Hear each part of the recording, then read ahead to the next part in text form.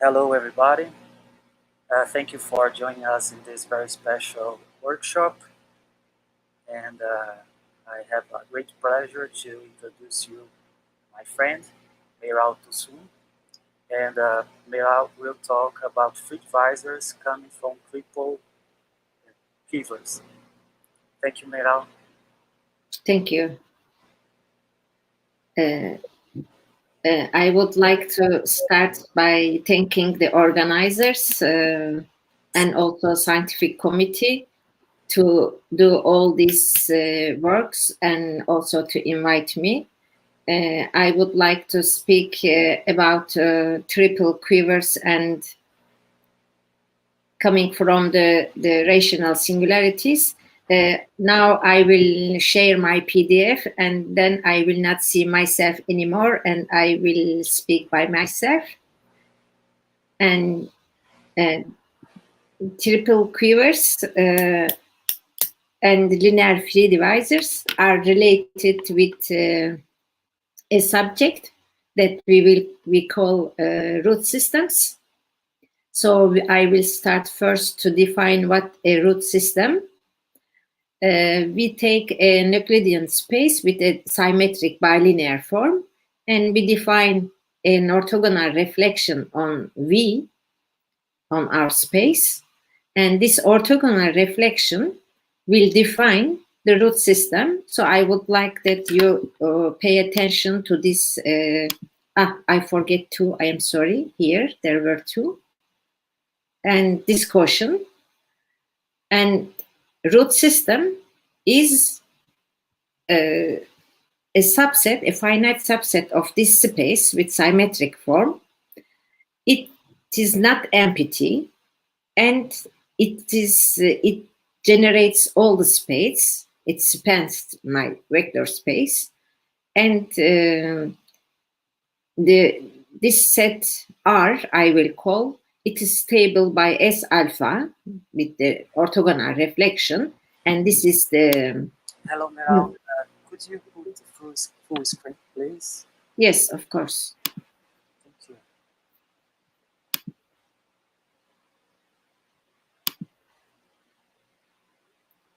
It's now in full screen mode, and with this quotient, we say that this will be an integer. This says that, in fact, all the self-intersection that I will find later, this will give the length, the denominator of this quotient. Then the fourth condition says that R will be reduced, which means that each element in R will be there, but not their multiples. The only multiples will be minus and plus multiples of the root of the element. So if we have a finite subset satisfying these four conditions, we will call it root system. Root system in V. And when we have a root system, a basis of the vector space V, which generates also R, are called simple roots if all the elements of R are a linear combination of these simple roots of these elements. And here, Mi are all negative or all positive. This is one of the conditions that we pay attention. It is not like can be written by any Mi, but if one Mi is negative, all Mi's should be negative. So we say that these are the simple roots which generate V in that sense. And then we take all the simple roots, the generating set of V and also R, and we take this quotient, and this quotient will give us a matrix, and this matrix on the diagonal we will get 2, and on the out of diagonal will be 0 or 1. And this matrix is called Cartan matrix. Later on, we will call this intersection matrix, minus of intersection matrix of the singularity. So we have simple roots, and we associate to these simple roots a graph, and this graph vertices are one-to-one correspondence in the simple roots. So we have R vertices of the graph, and the vertices are related with each other according to this product.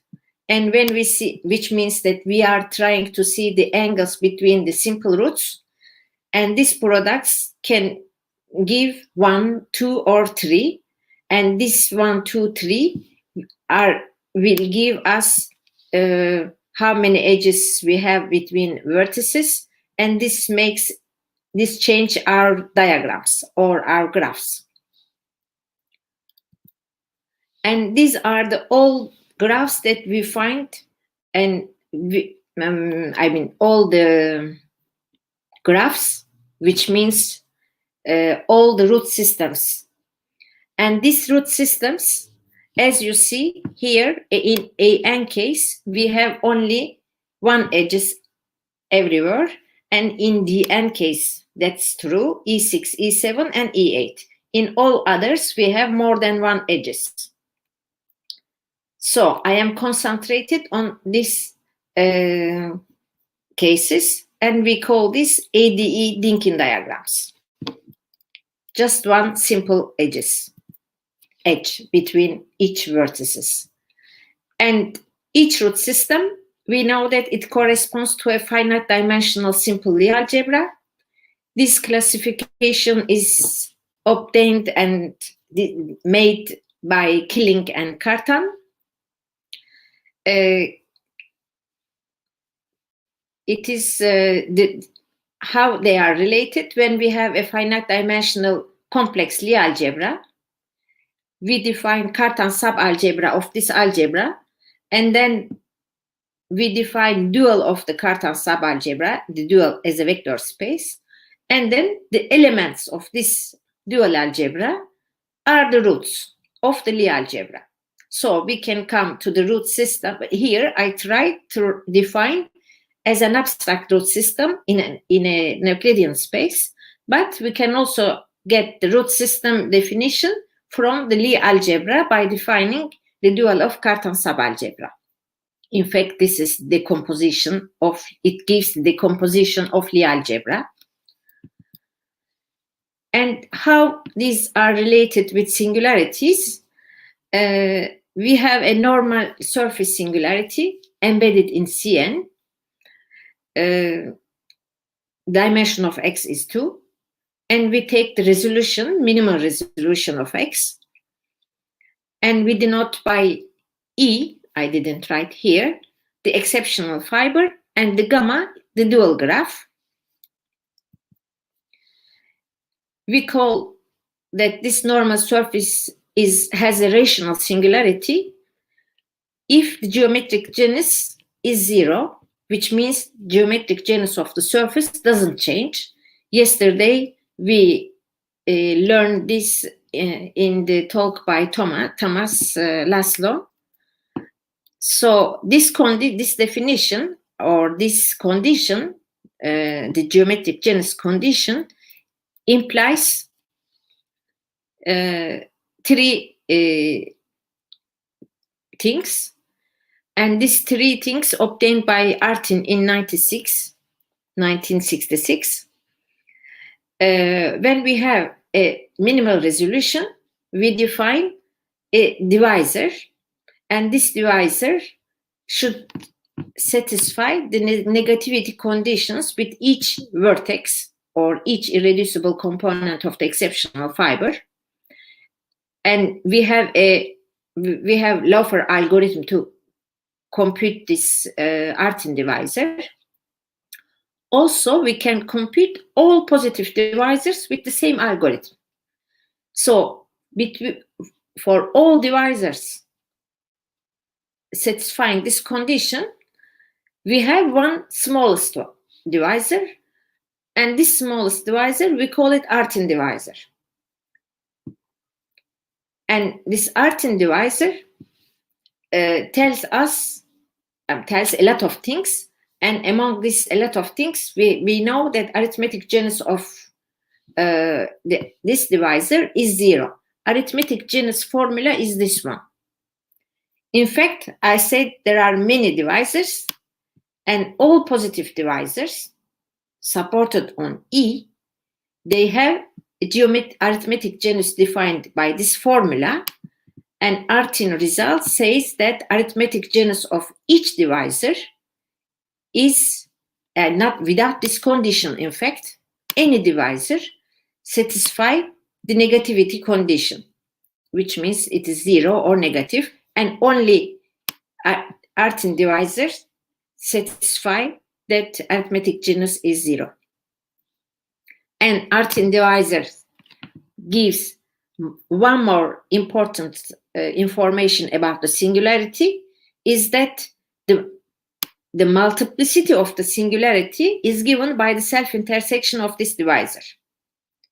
So when we see the graph, we compute Artin divisor, and then we know if it is rational singularity or not. I mean, it is the dual graph of a rational singularity or not. And if it is rational, we know its multiplicity just by computation. Then we say that if we have a graph coming from a rational singularity of multiplicity m, we know that it is a tree. This is also a corollary by the results of Artin, and also this comes from the definition of the fact that the geometric genus doesn't change. So it should be a tree, and I will call here m-tuple rational tree, means that a tree which comes from a rational singularity of multiplicity n. And Wall in 1979, in fact, also Pinkham around this time, they try to work about roots and the divisors relations, or how we can get roots from a resolution for rational double points. I said gamma be a two-tuple rational tree means that I am in ADE case, because when multiplicity is 2, we have rational trees, or we have trees of multiplicity 2. So these are only ADE trees. So when I say that two-tuple rational tree, you can just think about ADE trees. And we say that a positive divisor supported on gamma, which is y here, AIEI, the arithmetic genus is 0, if and only if alpha I, AI alpha I, is a positive root. And this is a positive root in the sense that I defined before. So we say clearly that we have a set of divisors, and the self-intersection of these divisors -2. There are plenty of them, and the set of all these divisors satisfies the 4 conditions of a root system. So we will call that this is a root system, and for me this will be double root system, because later on I will define for higher multiplicity. So I say that in fact here, as in the Lie algebra cases, they are trying to compute all the roots for an, and by using this definition, we can compute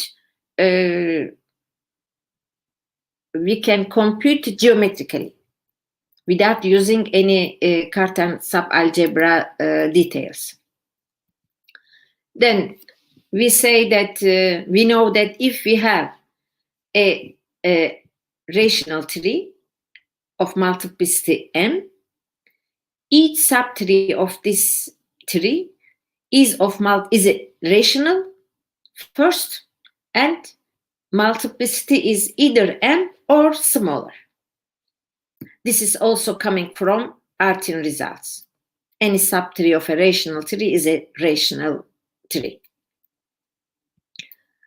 So this says that for a general rational tree, we can understand, a general rational tree is understood by looking at subtrees.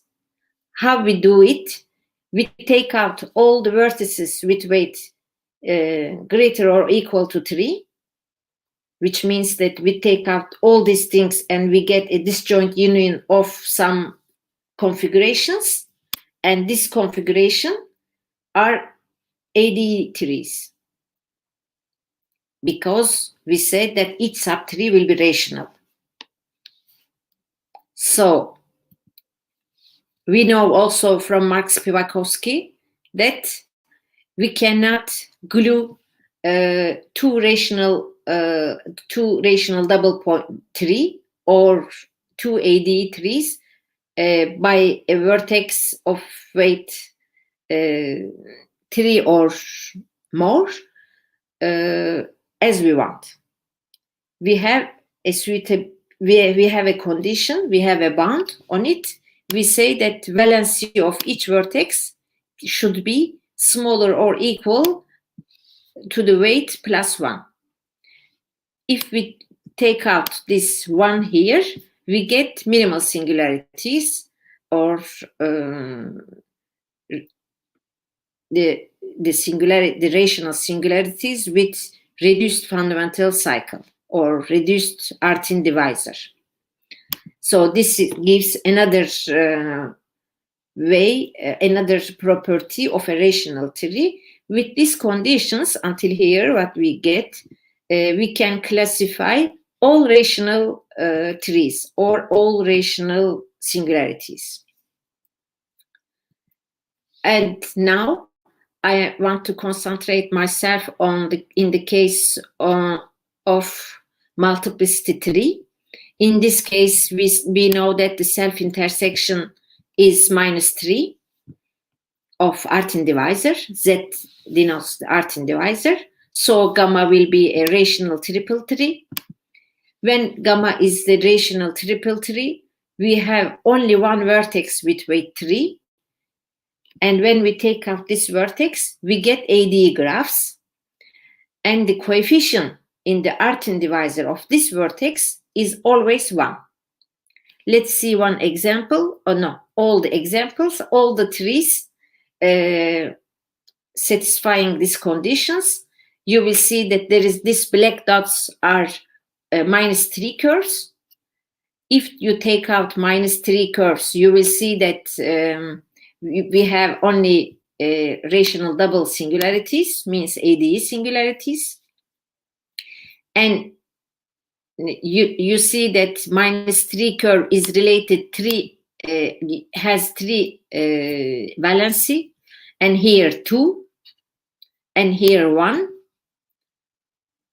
And we know that from Marx-Spivakowski's result, -3 curve cannot be related with cannot get valency 4.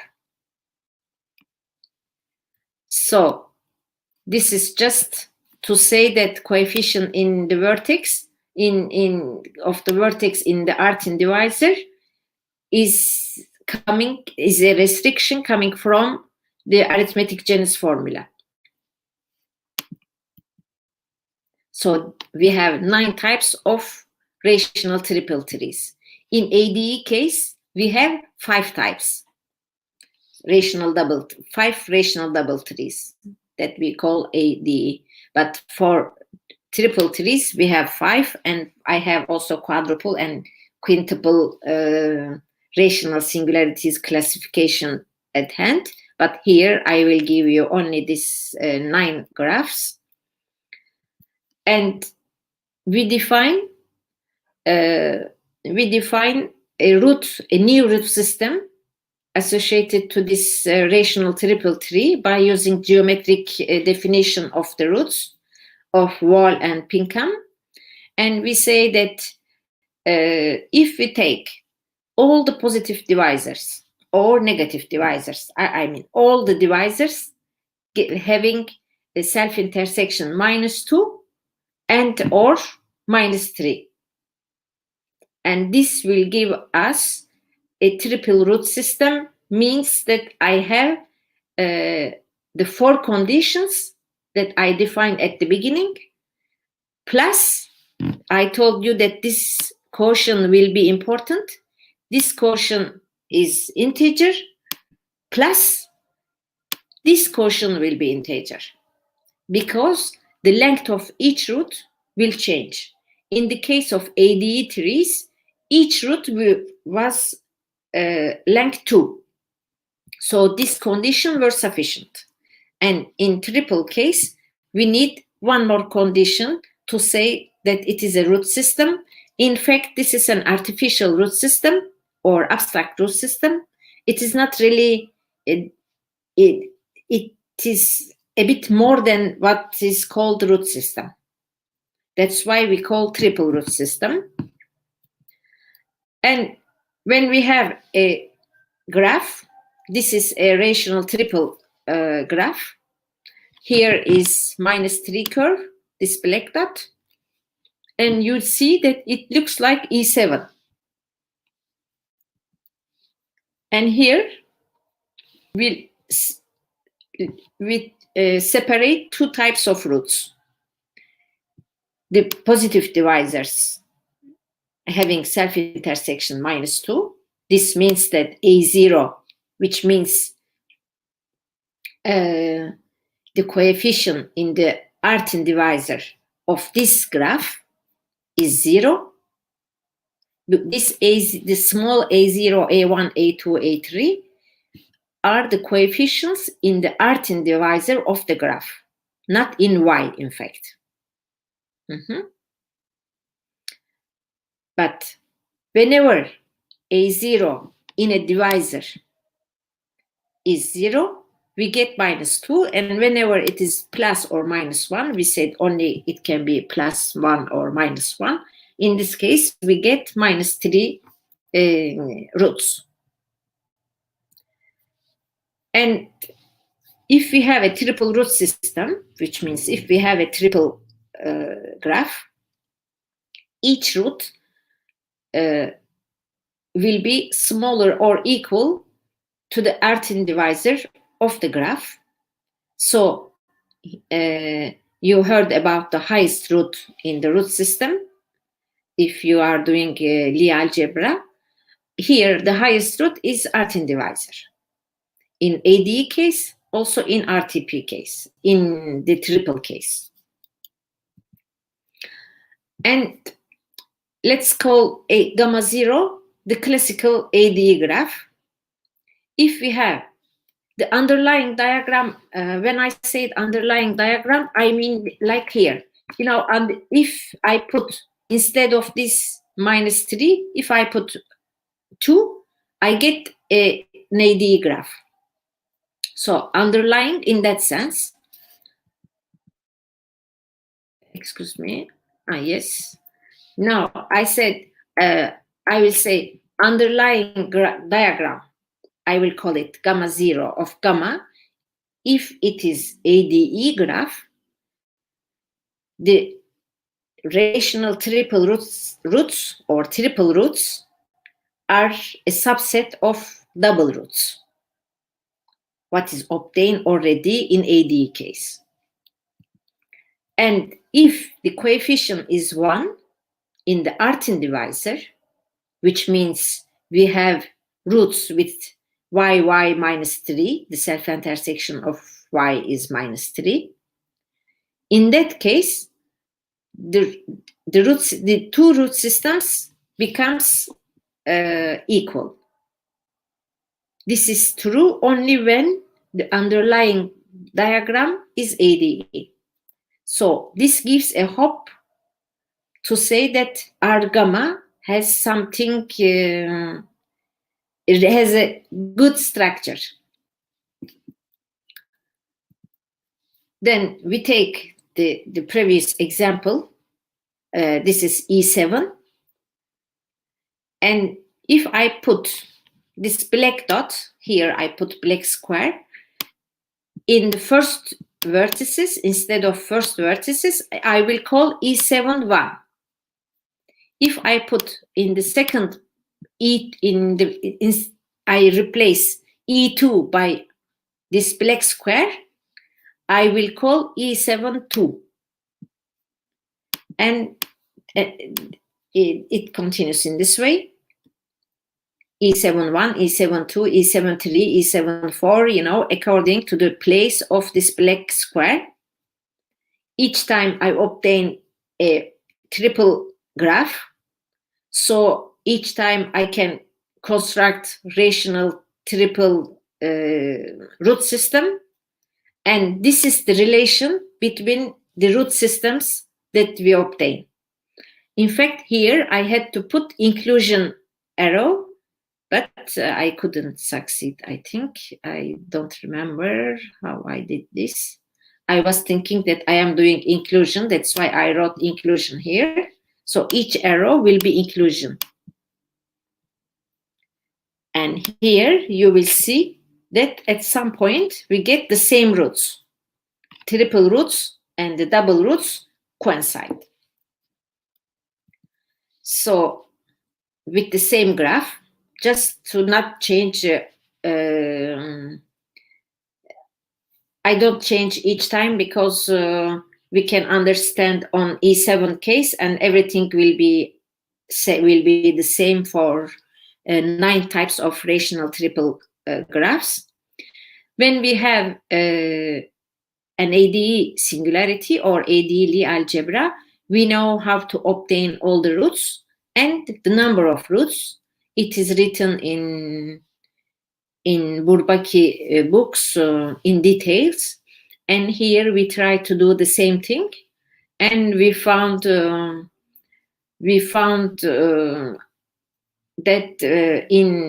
for example, in E7-1 case, we have 124 roots. And how we did this computation is done if we whether we have one here or I cannot show,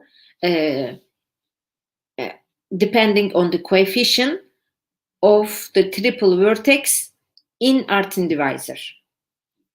So this helps. I mean, this is more or less the root system of D5 or D6, excuse me, D6 plus something else.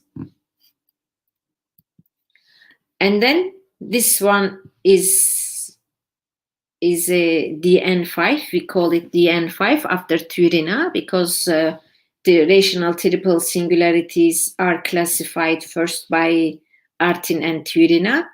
That's why I use the same notation as Theorem, DN5. And this is like A5 here. That's why D5 here. And D5 plus AN. It is like I have D5 AN and I glue them with one vertex with weight 3. And this is one of the rational triple graph whose underlying graph is not an ADE. It is completely new in the classification. And we can also compute the number of roots. We can also give the list of the roots. And it depends, of course, on the number of vertices in the graph. And now I said I will relate triple quivers and linear free divisors. Until now, I said what are triple graphs. Now I will tell you what are the free divisors. Then we will relate them. Here, I will mostly use the works by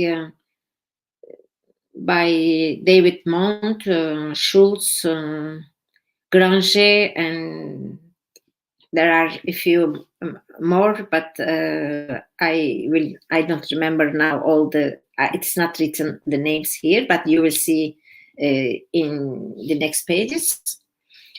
So for free divisors, we take a sheaf of holomorphic functions on Cn, and there also you saw this sheaf of C-linear derivations.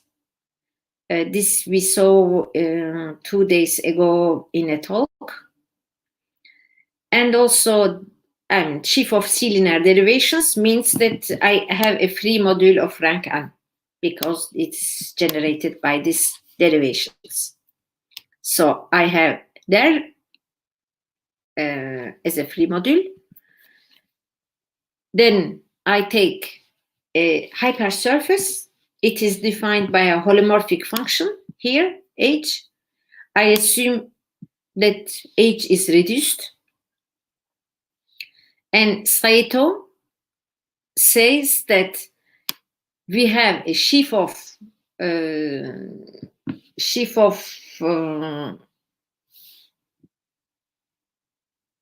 logarithmic vector fields. I write here logarithmic vector fields, but it means that I take all the elements of this sheaf such that, which means I take all C-linear derivations of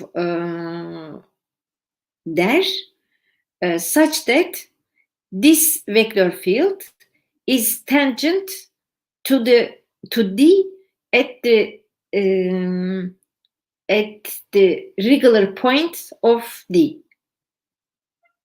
So these are the special vector fields which are tangent to D at smooth points. So we get a subsheaf or submodule. This is called sheaf of logarithmic vector fields. In fact, logarithmic, we can also say that sheaf of vector fields. Logarithmic comes from the fact that this is dual of one forms, sheaf of one forms. And when we say that D is a free divisor, D is a divisor, and it is free when this sheaf is locally free of rank n. And how do we see that this sheaf is locally free of rank n? Saito gives a criterion, and with this criterion, we know that D is a divisor and the equation is H. And we try to write the generator of this sheaf, let's say chi I, chi n, and all these vector fields are written in this form, and the coefficient aij will give holomorphic functions, and if the determinant of these coefficients, the coefficient matrix, is a multiple of H, we say that D is a free divisor. This means that the determinant belongs to the ideal generated by H. This was the definition here. So this is a very nice property to say there minus log D is locally free or not. And why it is linear? Now we know if it is free divisor. We say that it is linear if the coefficients are all linear functions. And here are two examples. We say that D is linear free divisor if it is this in the form of this product H that I defined. I said the equation of D. If we take this equation for D in C2, it is not linear because we write these vector fields with nonlinear coefficients. And linear free divisors, I will tell you at the end of the talk why these divisors are important. For the moment, I can just tell you that it's important to find examples of linear free divisors. And these are classified for dimension 4 or less by Grandgemont, Reyes, and Schulz. And for n greater or equal to 5, there is no complete classifications. There are some results on it. And now let's say what's representations, free divisors, and Quiver. We are going to the graph theory again, graph theory of singularities. A quiver is a finite connected oriented graph. Q0 means the set of vertices, Q1 means set of edges between vertices, but this edge are oriented, so it is the set of arrows. I have a graph, I put some direction, orientation on the graph, and I put some vectors here, some numbers. These numbers we will call dimension vector. For each vertex, we will write a vector space of dimension A1, vector space of dimension A2, and we will define a linear map between, according to this orientation, we will say that if alpha is one edge, one arrow, we will say tail of the vector space corresponding to the tail of this arrow, to vector space corresponding to the head of this edge. So we say that a quiver representation of Q is just this vector space and this linear maps. So we have two pair. And how we do this, all dimension vectors will work to define a representation, but not all linear free divisors. Let's see what are the conditions. So we have a representation space. It is defined as the product of all linear maps that we defined before for each arrow in the graph. This is what we call rep-Q with respect to this dimension vector. And the group we will associate is GLQA for each dimension vector. We have the product of the group for each vertex, and this group acts on the rep. This is just the standard representing the infinitesimal action of GLAI on C2 or C to the AI. So we get this induced action. Let's say in an example clearly, I have a quiver. Let's say this is triple quiver. In the middle, we have -3 curve. It seems like D4, but it is not D4. We put some orientation as we want, and each edge I will call alpha 1, alpha 2, alpha 3, and my dimension vector is 1, 1, 1 everywhere. So our group will be the product of this C, and rep will be the product of GL1, which means C3, because here it's from V to V. And discriminant of the action is exactly this equation. What is discriminant of this? Discriminant of the action is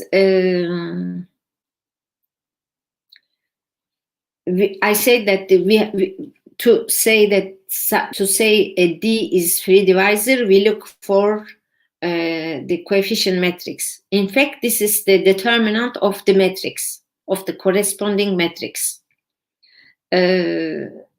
Or I can say, well, how can I say the discriminant?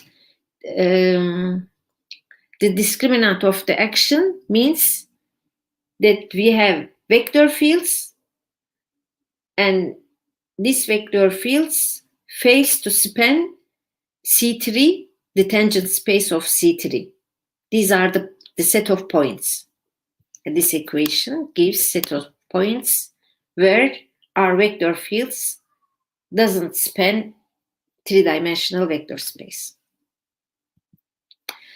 And now let's change for D4, which means just the underlying graph of this in our terminology. And in this case, I want to put some dimension vector different than what we had. And when this is 2, we define V1, V2, two-dimensional vector space V2 we associate here as the head of alpha 1 and also head of alpha 2 and also head of alpha 3. And this gives a linear free divisor. So if I will say that if we have a quiver and if we have some nice dimension vectors, we get a linear free divisors from the representations, from the action of the group on the representation of the quiver. And this is the result in 2006 of Bush, Weitz, and Mond. They say that if we have a Dinkin quiver, which means we have ADE quiver, and we put some orientation on it, we get the root system of ADEs. I will call, instead of R gamma, RQ here, since it is directed, but this doesn't change the set of roots. And if dimension vectors are in the roots, we know that the discriminant of the action is a linear free divisor. And in my previous 2 examples, I really choose one root that we defined before. I mean, each dimension vector were, for example, here, 1, 2, 1, 1 is the Artin divisor, so it is a root. This is the highest root. And here also it is root and it is Artin divisor, it is the highest root in both examples. So it is linear free divisor for Dinkin quiver. And we say, first of all, let me say one more result of Mond, Granger, and Schulz. They say that if we have a quiver and if we put some orientation, and if the representation, the discriminant of the action is a linear free divisor, then Q is a 3. And here we say that if we have an RTP quiver, which means rational triple 3 with some orientation, and we compute as before the roots of this quiver, of this graph, and if we take some roots in this set, the QA is a linear free divisor. And this definition or this result is independent of the orientation. How we prove this result is that we use a result by Bernstein, Gelfand, and Ponomarev. It is around 70s, I think 70s, And they say that if we have a quiver representation, we can make some transformation, and we find another representation of the quiver, the same quiver, but with some different dimension vector and some different orientations. How do they do this? They say that we take a quiver representation, let's say V, or just rep Q, and source means that a vertex or all arrow are living from this vertex. In the previous example, I gave you an a vertex where all arrow were coming to this vertex. This is called sink. If they go all away from the vertex, we call it source. So they call reflection factor, or you may know as Castling transformation. They produce a new representation. How they do? They say that if, in fact, from here, perhaps we should first start. We first choose one source vertex, and from source vertex, we change all the directions of the arrows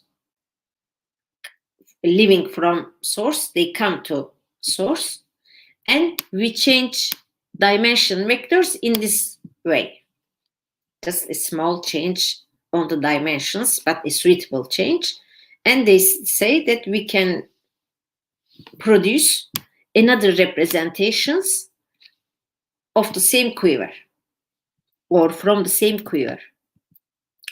And they say Grandgemont and Schulz, they were using these results to say that if we have a quiver and if we obtain as the discriminant of the action linear free divisor, we can make reflection factor, we can use the reflection factor as in a finite sequence of reflection factors, will give another linear free divisor, another representation, so another linear free divisor. And we say that all rational triple quiver representations can be transformed into a representation of a Dynkin quiver by using a finite sequence of reflection factors. So in this way, we can say that this triple quivers gives linear free divisors. These are the part of the proof. For example, when we have a quiver, here this vertex in the middle is source, and we use the reflection factor, means we change the orientations and we get another representation. And then we say, if we don't have a rational triple tree, what happens for other rational trees? And for the moment, I can just say that Dynkin quivers, we saw that they are a subset of RTP quivers. I mean, subset means that they are included in as root systems. And RTP quivers are included in the rational trees for which the Artin divisor is reduced, which means the coefficient of each vertex is 1 in Artin divisor. But not each vertex, but the vertex of weight 3 or more. That's why we say almost reduced. If all of them are 1, we say minimal singularities. That's why almost reduced means that the vertex that we add to Dynkin diagram, or we glue Dynkin diagrams by the vertices with weight 3 or more, should get coefficient 1 in the Artin divisor. These are what we call almost reduced rational quivers. And we can define in the same way an artificial root system. I say artificial because we don't have yet a Lie algebra corresponding to this. But in these days, I am working hard about this question. Perhaps it is not artificial, but if we have almost reduced rational graphs, we can define a root system by adding a bit more condition. Like here, we were saying that -2, if the self-intersection of positive divisors -2, we have Lincoln diagrams, means double root system. If we add -2 and -3, we have triple. And if you can go further, -3, -4, and 5, and almost reduced rational root system can be constructed. And here is an example, the previous example that I gave. And we define a root system, and then we define a representation of this quiver. We put some orientation, and we use here reflection factors.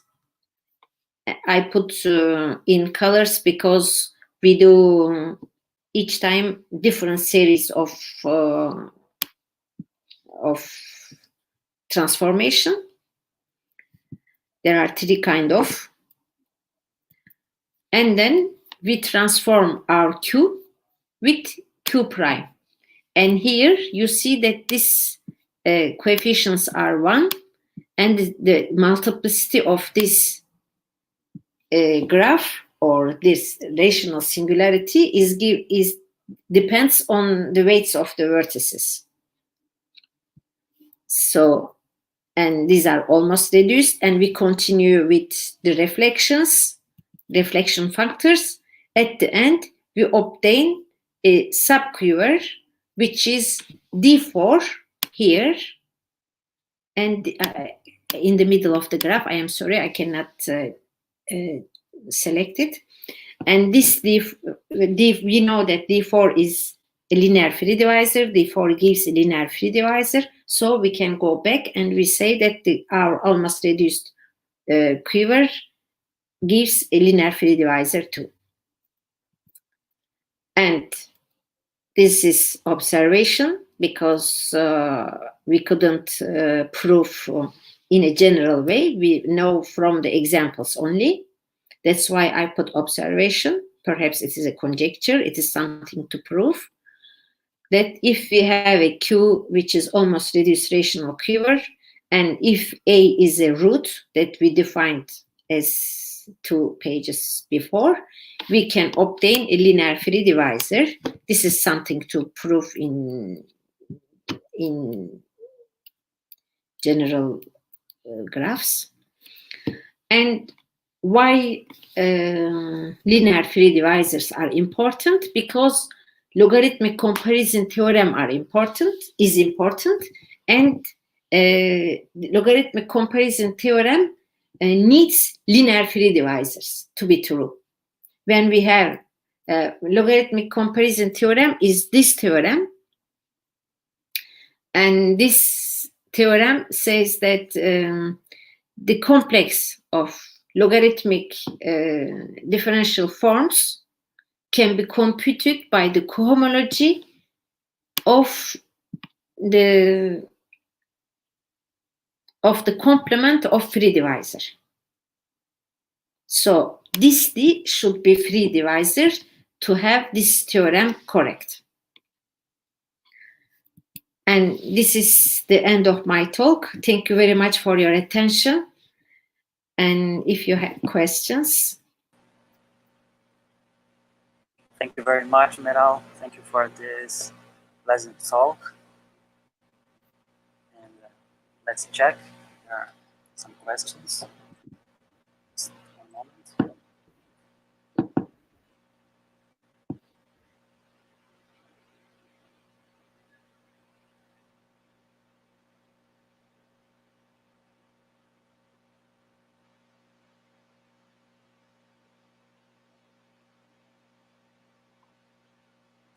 There's no question up to now.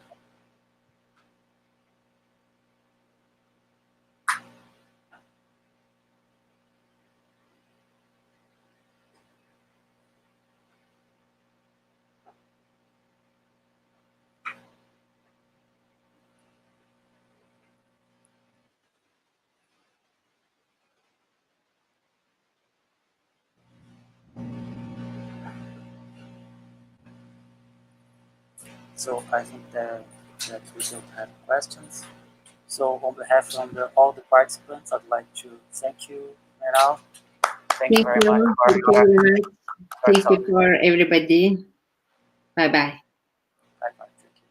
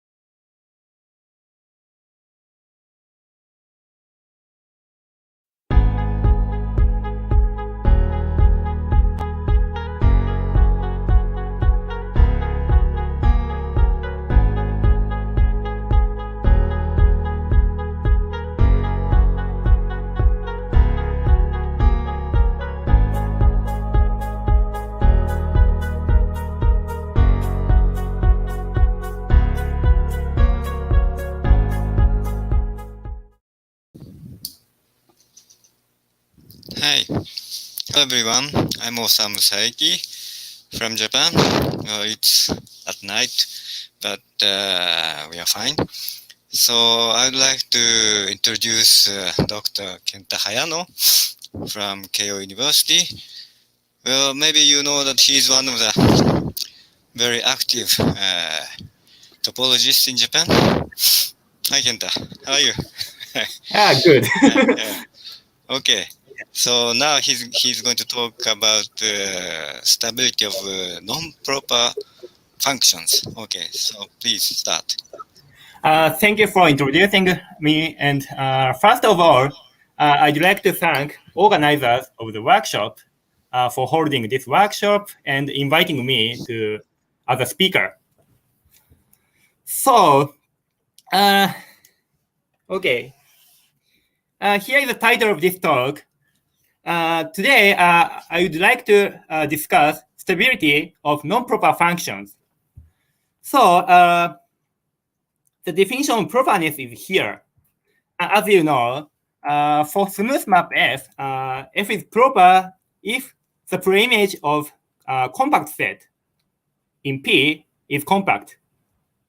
And in this talk, function means a smooth mapping to R. So the target space is R.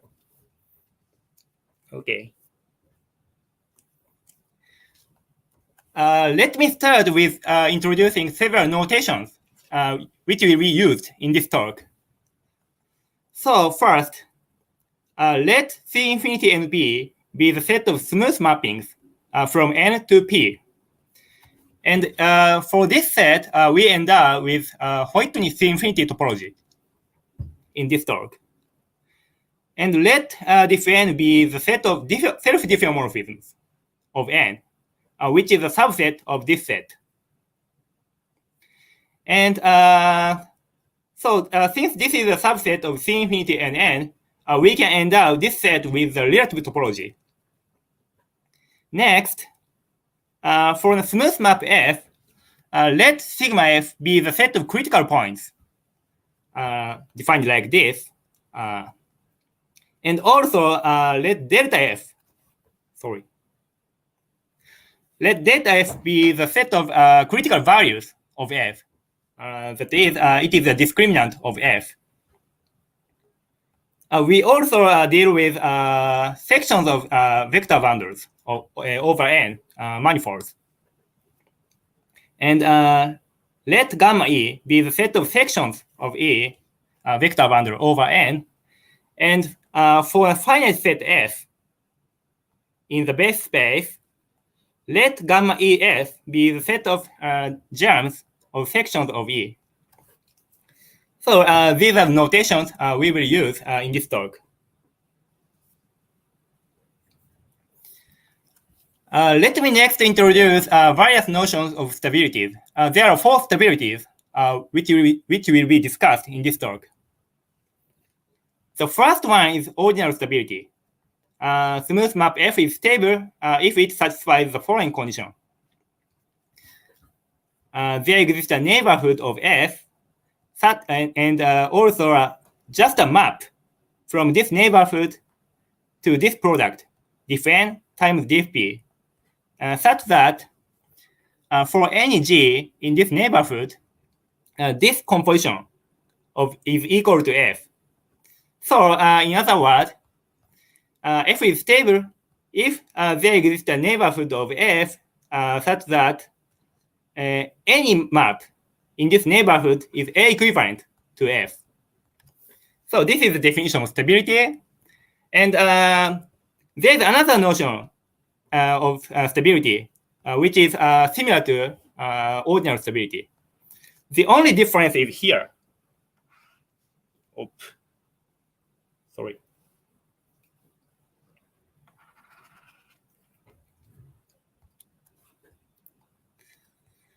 So the difference between stability and strong stability is here. There exists a neighborhood of F and continuous mapping from this neighborhood to diff N times diff P, such that this satisfies the same condition. So this difference makes essential difference between stability and strong stability. Actually, we will see that there are several functions which are stable, but not strongly stable. Anyway, let me next introduce the third stability, which is called infinitesimal stability. This is introduced by John Mather. So F is infinitesimally stable if it satisfies this equality, where Tf and omega f is same as Mather's notation. Tf is defined by composing differential, and omega f is defined by composing f from right. The last stability is local stability, which is the weakest stability, weakest condition among four stabilities. F is locally stable if for any point in the discriminant and any finite subset of this fiber, this condition is satisfied. So by definition, infinitesimally stable mapping is automatically locally stable, but the opposite direction does not hold in general. Yeah, we will also look at this point later.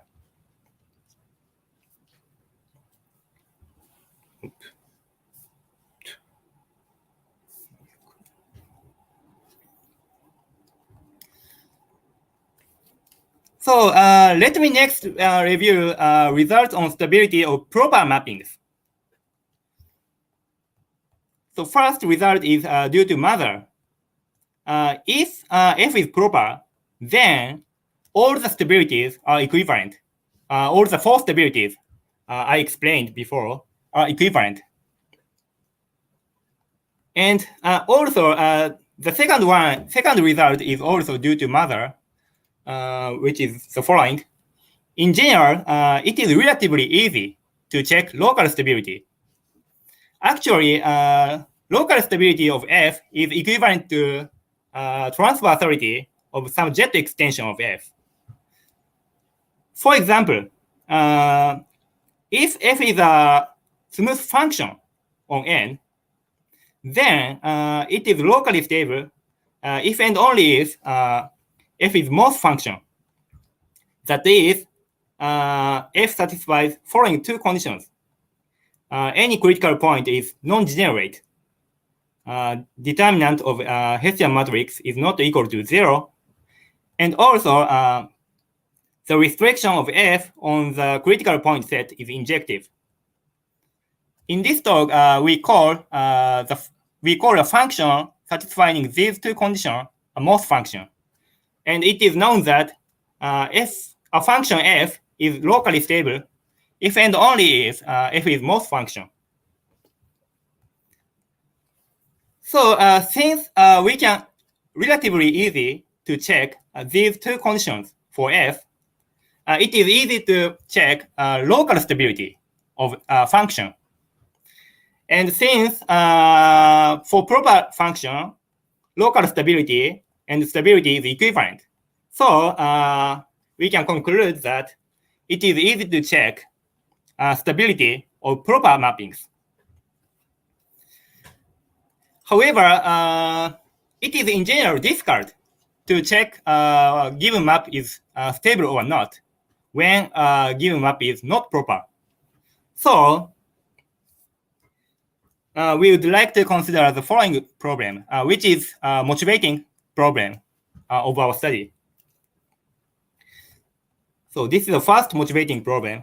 How can we detect stability or strong stability of non-proper functions? So for example, let F be a smooth function from R2 to R, defined by fxy is equal to x squared minus y squared. This is a very simple function. So then the question is, F is stable or not? So several years ago, I was asked this question by Shunsuke Ichiki. And at first, when I was asked this question, at first, I thought that I could immediately solve this problem using some known result. However, I tried to find some result which can be used to solve this problem, or which can tell the answer of this problem, but I couldn't find. And actually, after I was asked the question, I found that this map is not strongly stable, which will be seen later. So this fact, the fact that F is not strongly stable, implies that this problem is not so easy.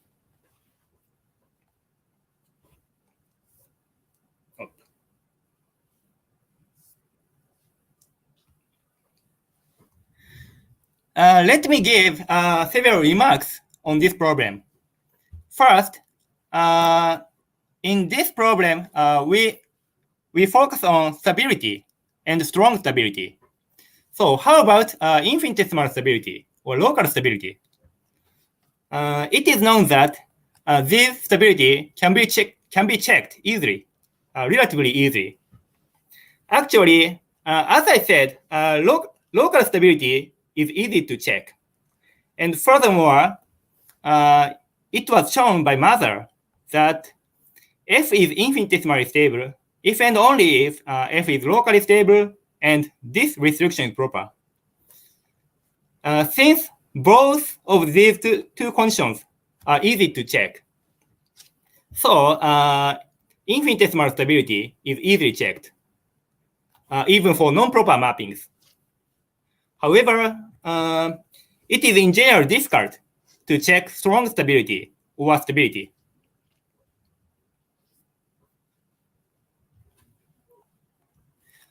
The second remark on the first problem is about stability of function on R. So mapping from R to R. Dimka shows that a function on R, f, is stable if and only if it satisfies these conditions. F is locally stable and this set is empty, where delta f is, as I said, it is discriminant of f, and LF and script SF is defined as follows. LF is a kind of a limit point set, defined like this, and SF is also a limit point set, where xi is a sequence in the critical point set. So using this result, we can sometimes easily check stability of a given function on R. Let me give one example in which we can apply this theorem.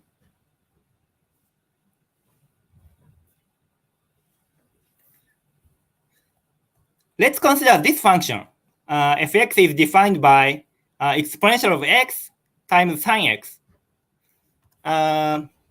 Below, we will prove that this function is stable using Dimka's result. So in order to apply Dimka's result, in particular, in order to check f is a most function, let's calculate differential of f. So case differential is calculated as follows. This is equal to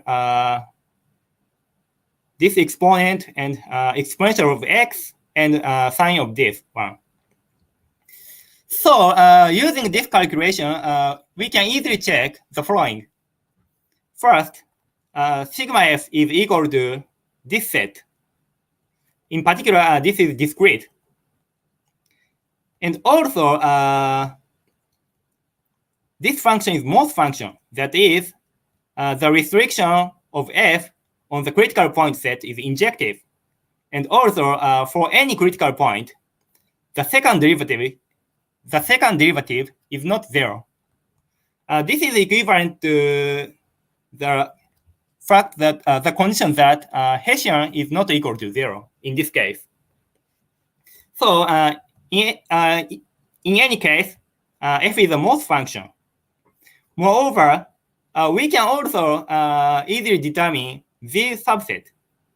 Both of these sets consist of one point, the origin. And also, we can easily check that the origin is not a critical value of f. So, using Dimka's result, we can conclude that f is stable. On the other hand, this restriction is not proper. Actually, the preimage of this closed interval by this map is an infinite discrete set. So in particular, it is not compact. So we can conclude that this map is not proper. And so f is not infinitesimally stable. So as I explained, we can give stable but not infinitesimally stable mapping using Dimka's result. And what I'd like to say here is that we can easily check stability of function on R.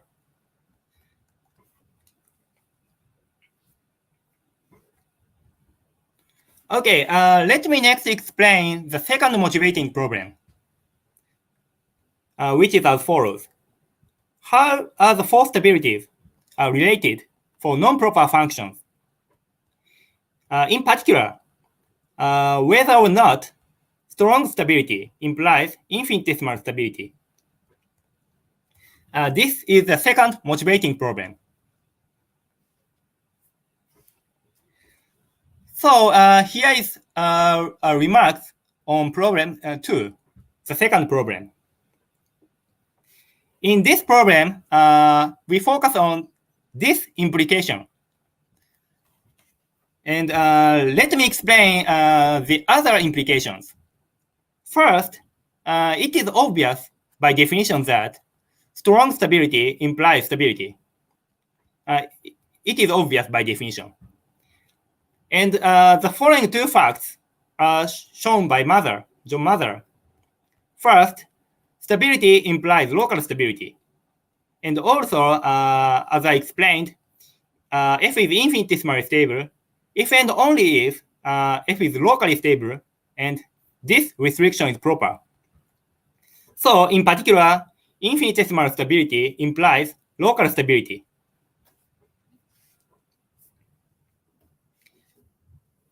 And also, Dupress and Forsgård gave a necessary condition for strong stability.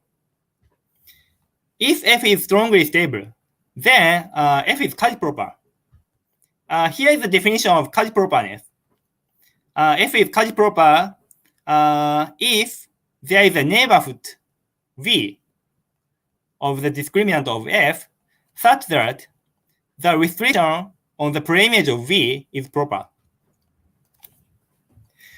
This condition is weaker than that for properness.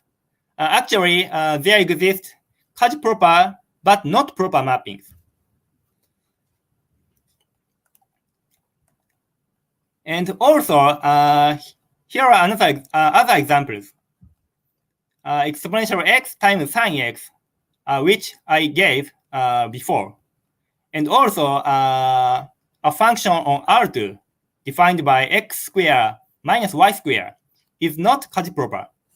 So we can conclude by this result that these functions are not strongly stable. Like this, using the result we have explained, we can show this diagram. So this is about other implications. So as I said, strong stability implies stability. And also, stability implies local stability. And infinitesimal stability implies local stability. However, we can show that the other implications, except for this direction, strong stability from infinitesimal stability, are false. We can prove these red arrows using the result I explained. So that's why I am interested in this direction, strong stability from infinitesimal stability.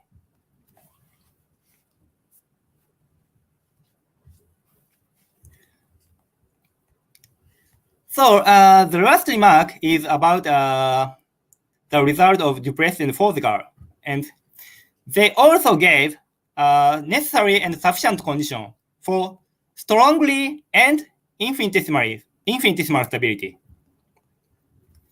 So F is strongly stable and infinitesimally stable if and only if F is locally stable, Cauchy proper, and its discriminant is closed. So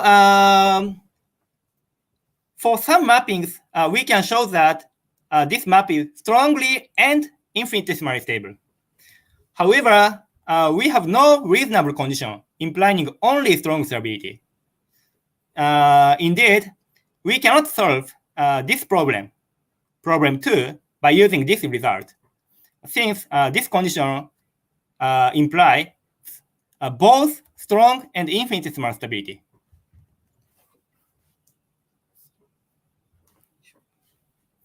Here's a summary of motivating problems.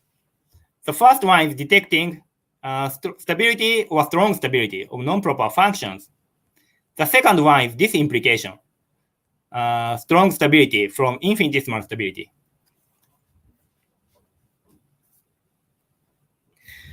Okay, let me next explain main result of this talk. So this theorem gives sufficient condition for stability, and also a necessary and sufficient condition for only strong stability. So here's the theorem. Let F be a most function on general manifold N, and let tau F be the set of points in the target space at which F is n-trivial. The definition of n-triviality will be given after introducing the main theorem. So this is the first theorem. If the set of critical values of F is contained in this set tau F, then F is stable. The second result is that F is strongly stable if and only if F is Cauchy proper. So for most functions, we can check stability and strong stability using this result.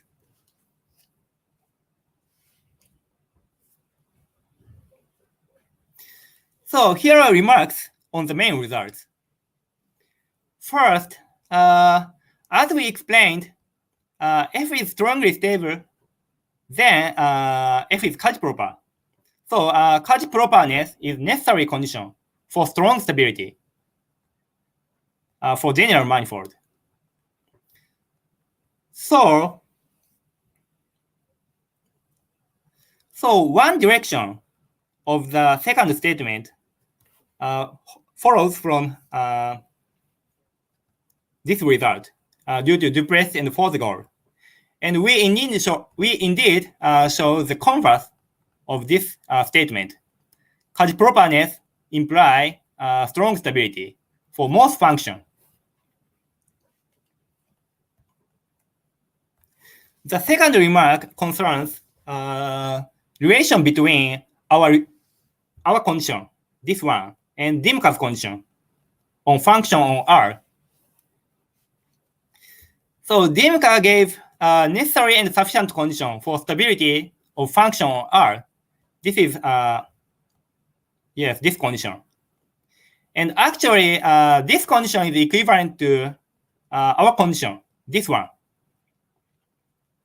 Indeed, we can easily show that tau F, the set of points at which F is n-trivial, is equal to the complement of this union for function on R. So our sufficient condition for stability is also necessary in the case n is equal to R. However, unfortunately, I cannot say our result is a generalization of Dymker's result because I could not show that this condition is also necessary for general manifold N. So, okay, anyway, this is the second remark. Okay, we next explain the definition of N-triviality. First, subset V of N is a neighborhood of the end if the complement is compact. This definition is simple.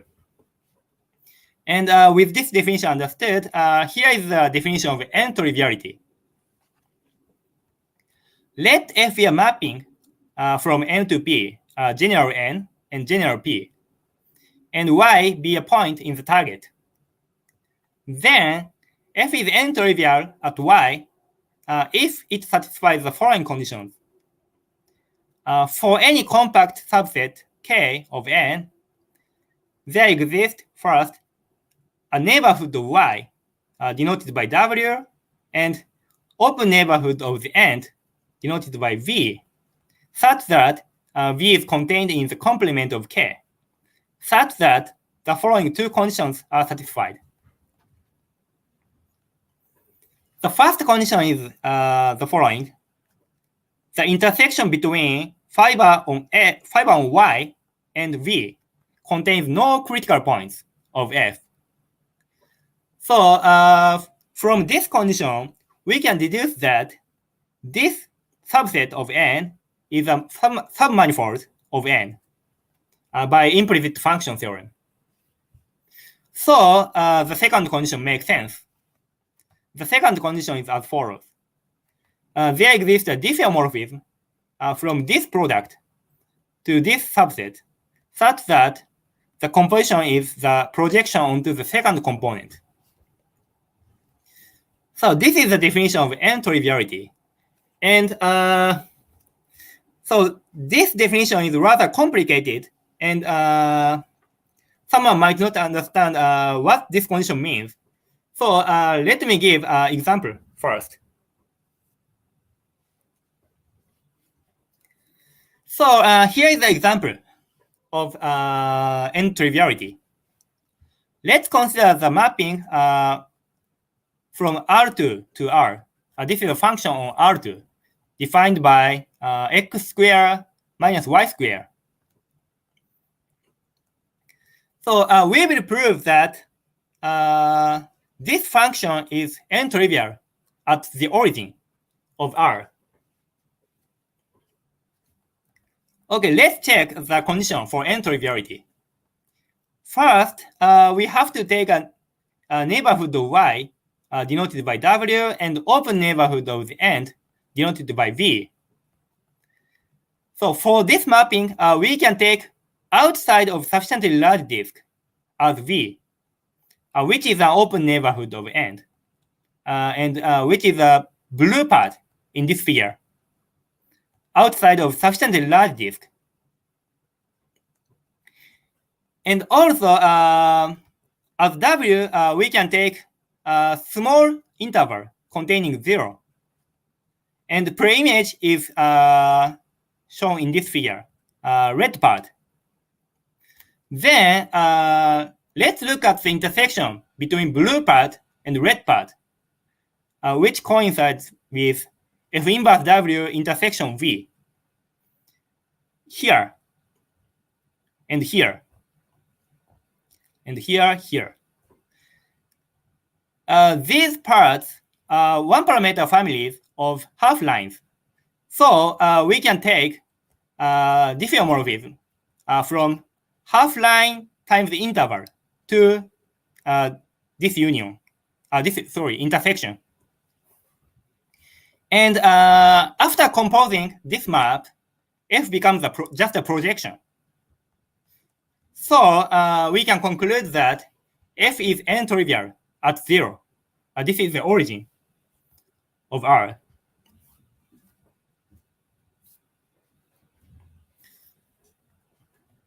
Anyway, let me explain more about N-triviality. So as we have observed, roughly speaking, N-triviality at Y implies that F is the projection around the end of the preimage of neighborhood of Y, or using symbols in the definition, F is the projection around the end of F inverse of Y, F inverse of W, sorry. Actually, when we identify this set, the preimage of neighborhood of Y and neighborhood of N with this product, neighborhood of N in the fiber times neighborhood in the target. We can identify these two stuff via this diffeomorphism. And under this identification, F can be regarded as just a projection. So that's why we call this condition N-trivial. F is a trivial fibration around the end of the manifold. The second remark concerns arbitrariness of K. In the definition, a compact set K appear. However, the role of K, this compact subset, is to guarantee that we can take V as small as possible, as small as we want. This is only the role of K. So this is not an essential part of this definition.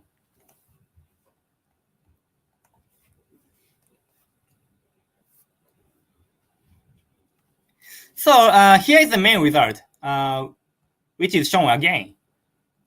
F is the most function, and tau F is the the set of points in the target at which F is n-trivial. Then, if the discriminant of F is contained in this set, then F is stable. This is the first statement. And the second one is F is strongly stable if and only if F is Kaji-proper.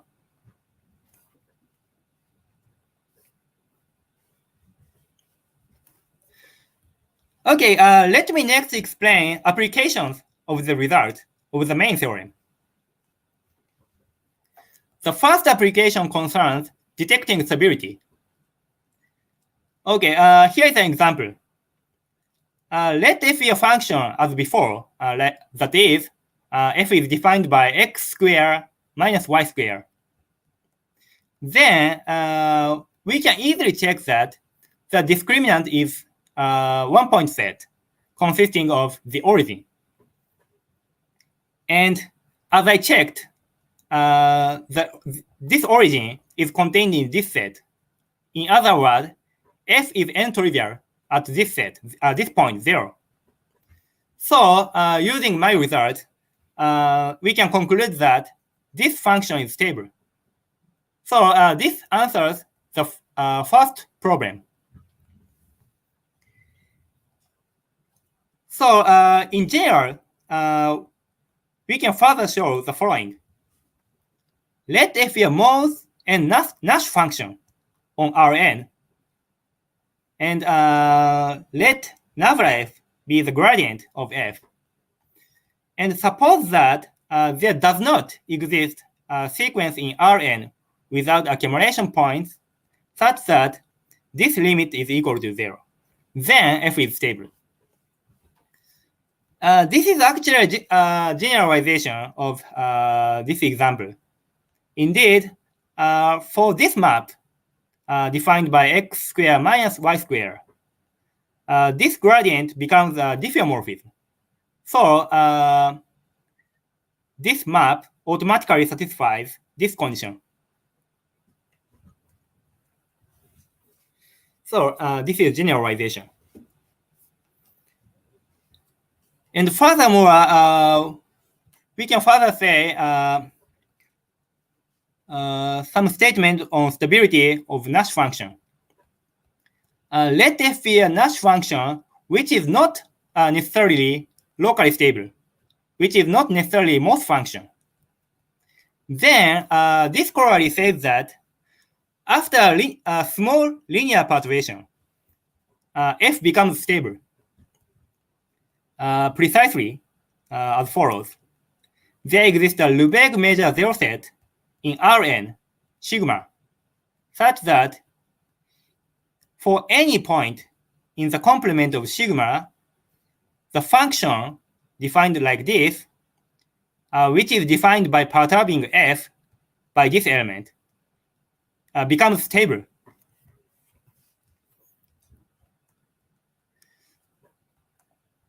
So this is the second corollary. So any Nash function can be perturbed to be so that it becomes stable.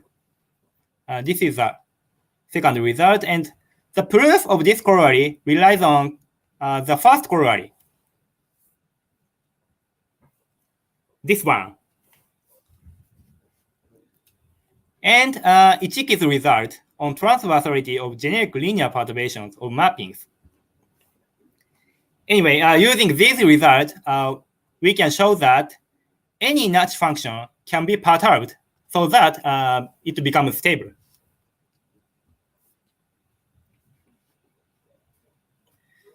The second application concerns strong stability and infinitesimal stability related to the second motivating problem. So here is the corollary of the main result. Let f be a function on R defined as follows. Exponential of minus x squared times sine x. This is a very simple function. This function is strongly stable, but not infinitesimally stable. This is the third corollary of the main result. To prove this corollary, we indeed show that first, f is Morse function. It is very easy. It can be shown by just calculating first and second differentials, as I did before. And also, we can show that this function is cut proper, and this restriction on the critical point set is not proper. So first, from this condition and my result, we can conclude that f is strongly stable. And also, this condition implies that f is not infinitesimally stable. Actually, John Mather shows that infinitesimal stability is equivalent to local stability and properness of this restriction. So in any case, using my result, we can show that we can give an example of strongly stable but not infinitesimally stable function.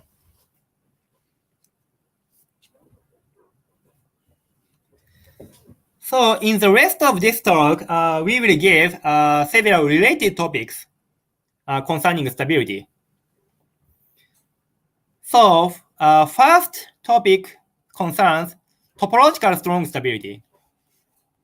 Milnor, Dupress, and Trotman gave a sufficient condition for topological strong stability for general N and general P.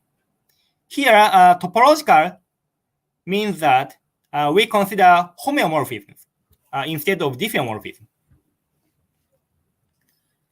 And so, comparing with smooth stability, topological stability are well understood, like this. The second remark concerns results by Dupress and Forsgård. In this talk, we referred the result by them several times.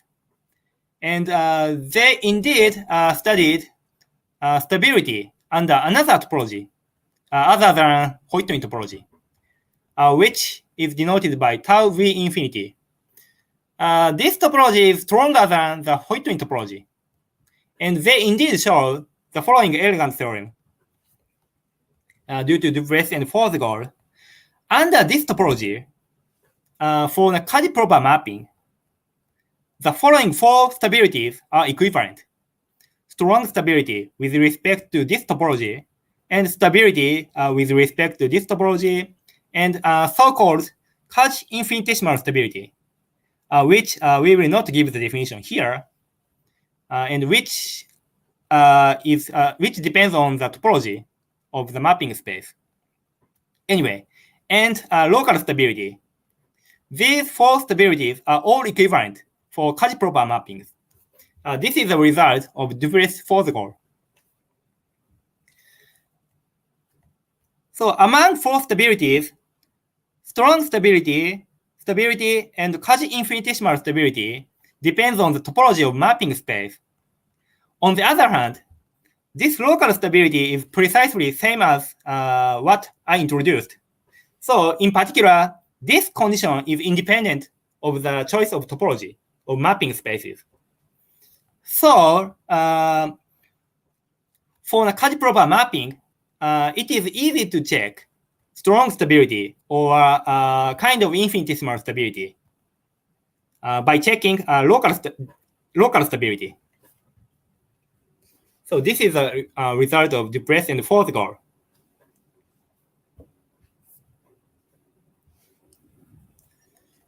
The last topic is about stability for mapping with higher dimensional target.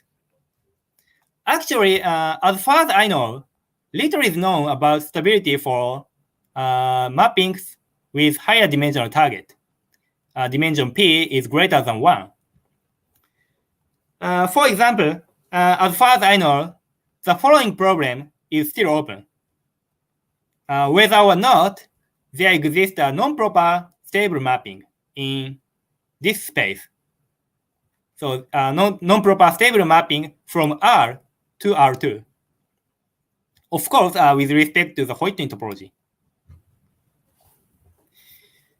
So I think this problem is very difficult because indeed, it is known that even the following simple mapping is not stable. This example is due to Dubreuil's and fourth goal. Here, f is mapping from R to R2, defined like this.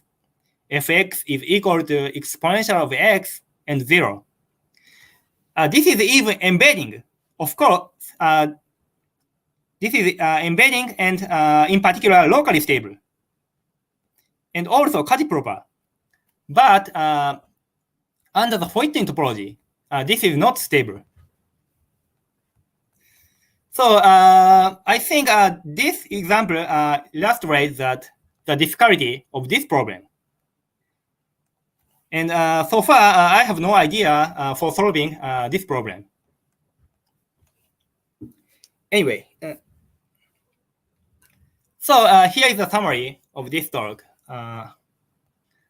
So what we gave is a sufficient condition for stability of function on general manifold N, and also the answer to the following questions, these two questions.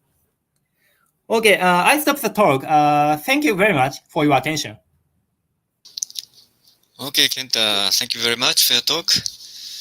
So in the chat, there is a question by Maria Michalska. She said, do you mean in the second condition of end triviality that f is a locally trivial fibration at infinity over y? So end triviality means that f is a locally trivial fibration at infinity over y. I don't know the definition of local triviality at infinity. So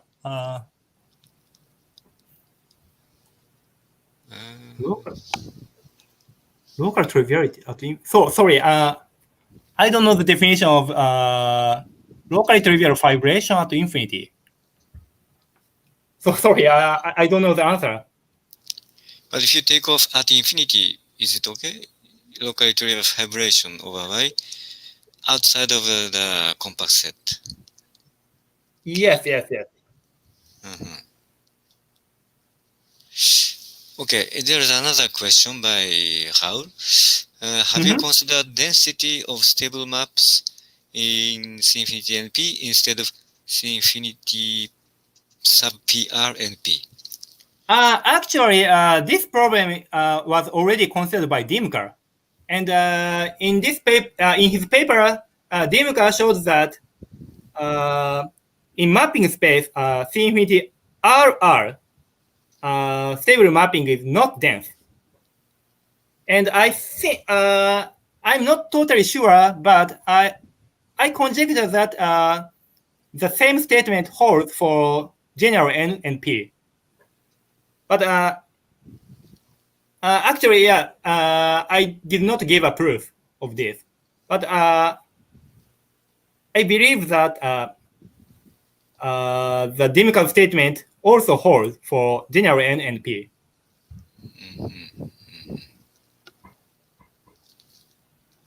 Okay, thank you. And there's another question by Maria Michalska. Do you admit N to be open subset of Rn? Yes, that's true. Any manifold is okay for capital N? Yes. Any, of course, second countable. But yeah, open subset of Rn is okay. And another question by Varela. It seems you use bifurcation values. This is just a comment, maybe. Okay, I see. Yeah. And question by Siginia. The definition of end. The definition of end stability can be extended for higher target dimension.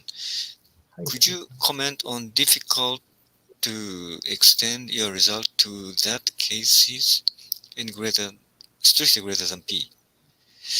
End stability. Probably end triviality, right? I'm not sure. End triviality. I see, can be extended. Difficulty to extend your result to that cases. Actually, it might be possible to extend my result to the case that dimension of n is strictly greater than or equal to dimension p. However, I think that it is difficult to extend my result to the case that the dimension of source is greater than the dimension opposite.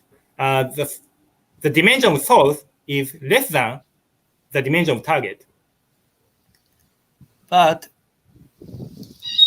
it might be possible that I can say something about this case.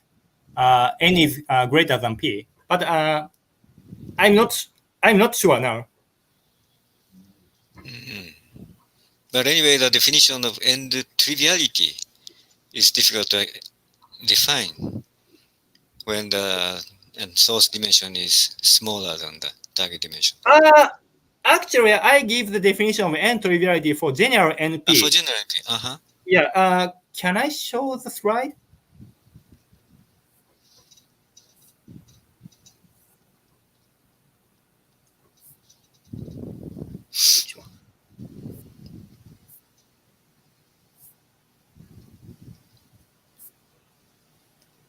Yeah, this is the definition of end triviality, and this is general N and general P.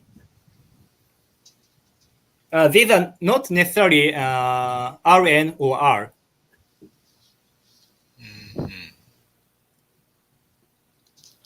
Why? Does this answer the question?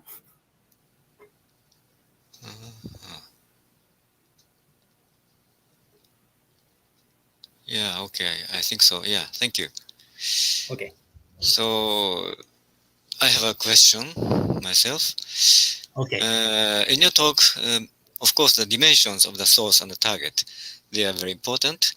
But for example, in the case of a function, you always consider the real line as target.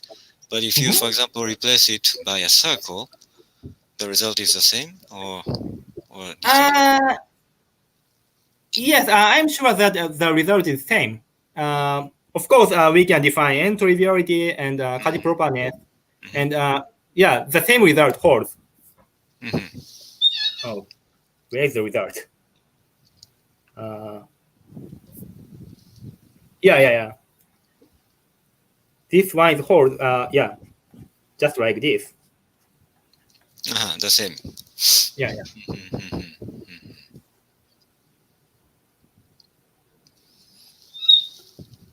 Okay, thank you.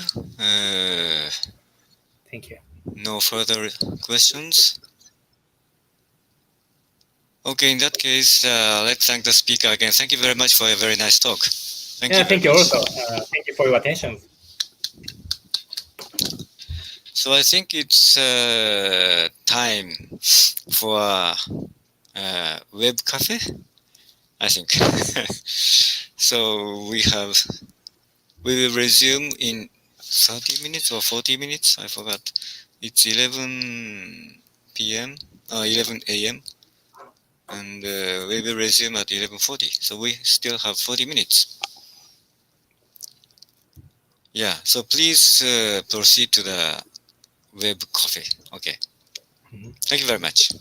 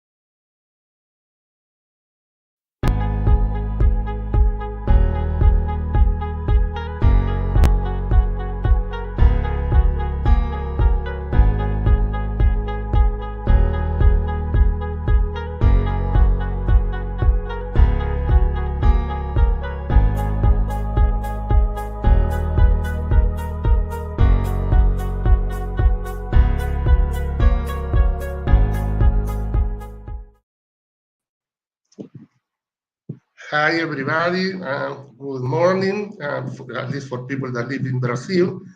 It is a great pleasure for me to introduce the next speaker of this morning session, Professor José Seade from Universidad Nacional Autónoma de México, who is going to talk on the boundary of the Milnor fiber to non-isolated singularities. Good talk, Pepe. Oi, bom dia a todos. I'm very, very happy to be here with you.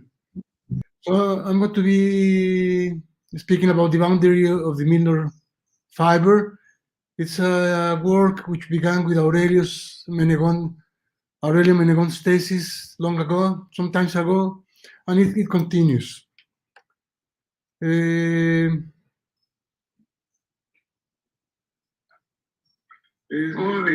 very, very happy to be here with you.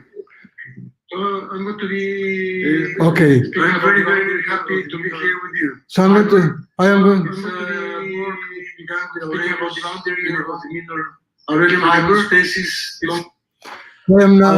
start with my... Hi, Pepe. Hi. Are you with your YouTube opened? No, I closed it. Okay, thank you. Now it's better. Because it was echoing. Okay, so now it's okay. I can continue now? Yes, please. Okay. So I begin my presentation. So let's begin with a glance of classical work, which is very well known. It goes to the 19th century or before. So we consider a holomorphic function just a germ. I'm just interested in what happens in a neighborhood of the origin. And we consider first, just as an introduction, the case of when we have an isolated critical point. We set V the variety of zeros, and we know it has a conical structure, and more precisely it means that there exists an epsilon, a positive epsilon sufficiently small so that the variety V intersects transversally every sphere centered at the origin and of radius less or equal to epsilon. Such a sphere is called a Milnor sphere for F at 0. And the corresponding interior is called a Milnor ball for F. In this case, since V has an isolated singularity, the intersection of V with a sphere is the transverse intersection of two manifolds. So it's a smooth manifold, a real analytic manifold, and it's called the link. This determines fully the topology of V and its embedding. Since when one has a homeomorphism of pairs, where the ball is the cone over the sphere, and the portion of V inside the ball is the cone over the intersection with the sphere. So the intersection with the sphere, so this manifold L of F is called the link. It's a codimension 2 submanifold of S epsilon of the sphere, so it's called what is called an algebraic knot. And the study of these manifolds that arise in this way and the relation with the geometry and topology of F near the critical point has been a rich source of inspiration both for manifolds theory and for singularity theory. This has provided for decades a very rich interplay between these two areas of mathematics.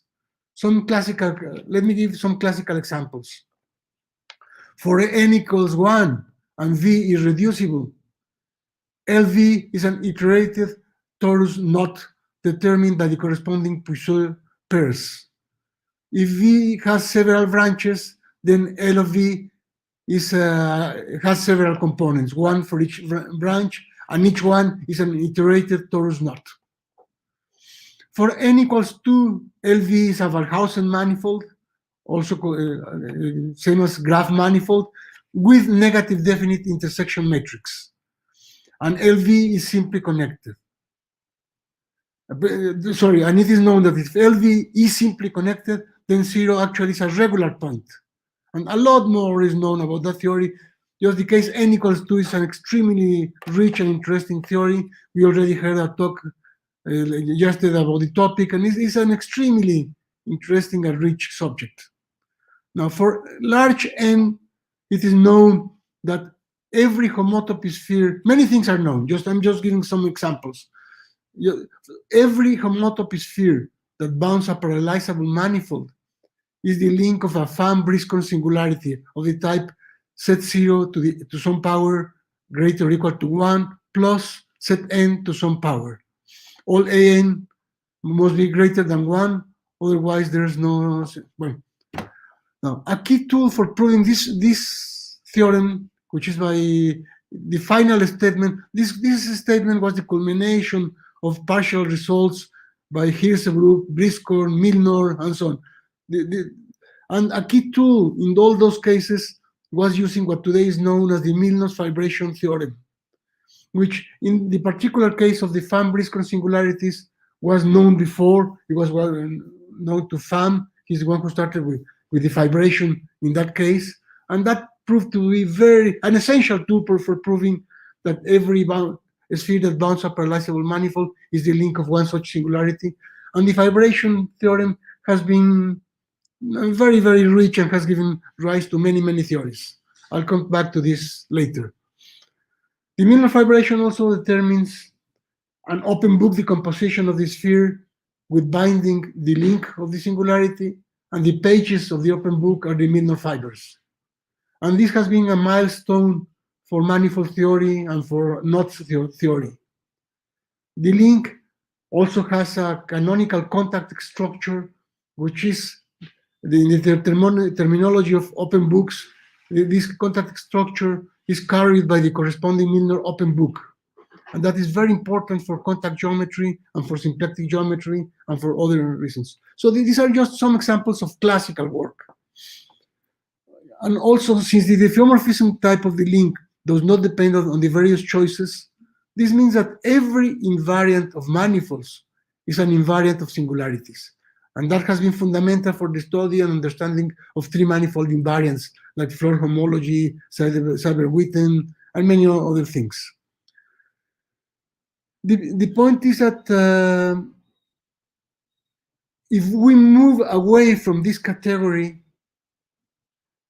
that I mean the links of isolated hypersurface singularities, then it is not so easy to have manifolds with a rich geometry on which you can really put your hands on, that you can really use for computations and to study them. So the links of isolated complex singularities are one such class, but one can naturally ask, what if we consider, what other classes can we consider? And in particular, what if we consider a holomorphic map germ, but now with a non-isolated critical point? Okay, so in that case, the link is singular, but we can look at the boundary of the Milnor fiber.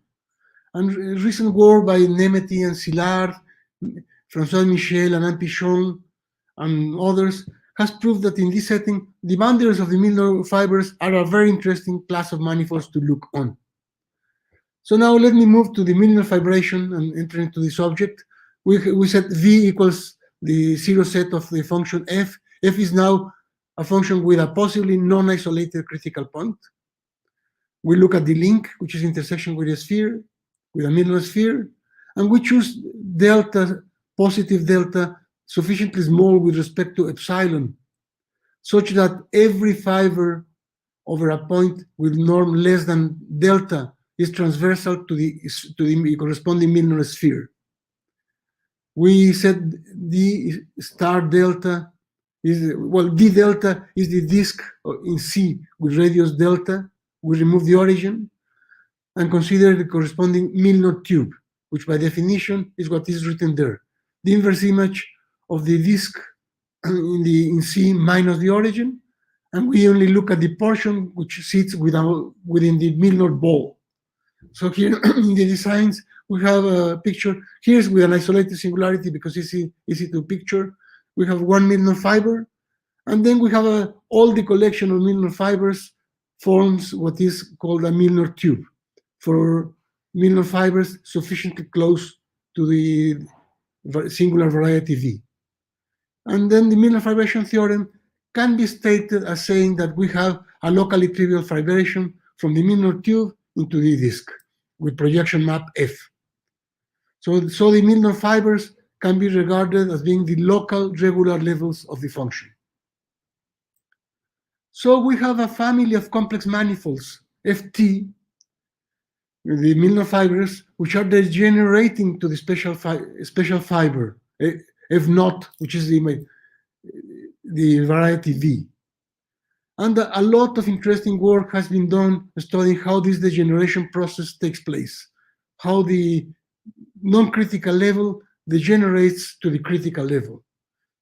From this, we have what is called the vanishing homology, the Milnor number, the less cycles, and a long, big theory. And now, if F has an isolated critical point, then let me go back. If the critical point is isolated, it's easy to see that the boundary of the Milnor fiber is ambient isotopic to the link. The link is a smooth manifold. The boundary of the Milnor fiber is a smooth manifold, and they are diffeomorphic and actually isotopic. Now, but if V has non-isolated singularity, then the link is a singular variety. And yet, the Milnor fibers are smooth manifolds which intersect the Milnor sphere transversally. For T sufficiently small, they intersect the boundary, the sphere transversally. So they can be regarded as compact manifolds with a smooth boundary. And they have a complex structure in the interior. The boundary is a very nice manifold with rich geometry. For instance, it has a canonical contact structure, and the Milnor fiber is what is called a holomorphic filling. And in the book of Nemeti and Szilard, they point out the importance of studying this, and they compute many invariants and many things associated to this in the case when n equals 2. So when we take maps from C3 into C. Let us now look at these manifolds, the boundaries of Milnor fibers with more care. This story goes back to Randall and Dirk Siersma, and then more recently to Michon, Pichon, and Weber, and Nemeti Szilard. And studying this was actually the subject of Aurelio's PhD thesis. The thesis finished several years ago, but the subject is really just beginning. One may consider more generally real analytic maps with m larger than n. Look at the link, supposing that the zero set has positive dimension. And then the pair determines the sphere, the link determines fully the topology of what sits inside V and the local embedding, just because of the conical structure which holds for analytic maps. In the real case, let us assume we can define the Milnor tube as before. That always we can do. What is not always the case is that this is a locally trivial fibration over the vase. Let's impose that fibration, that condition for a moment.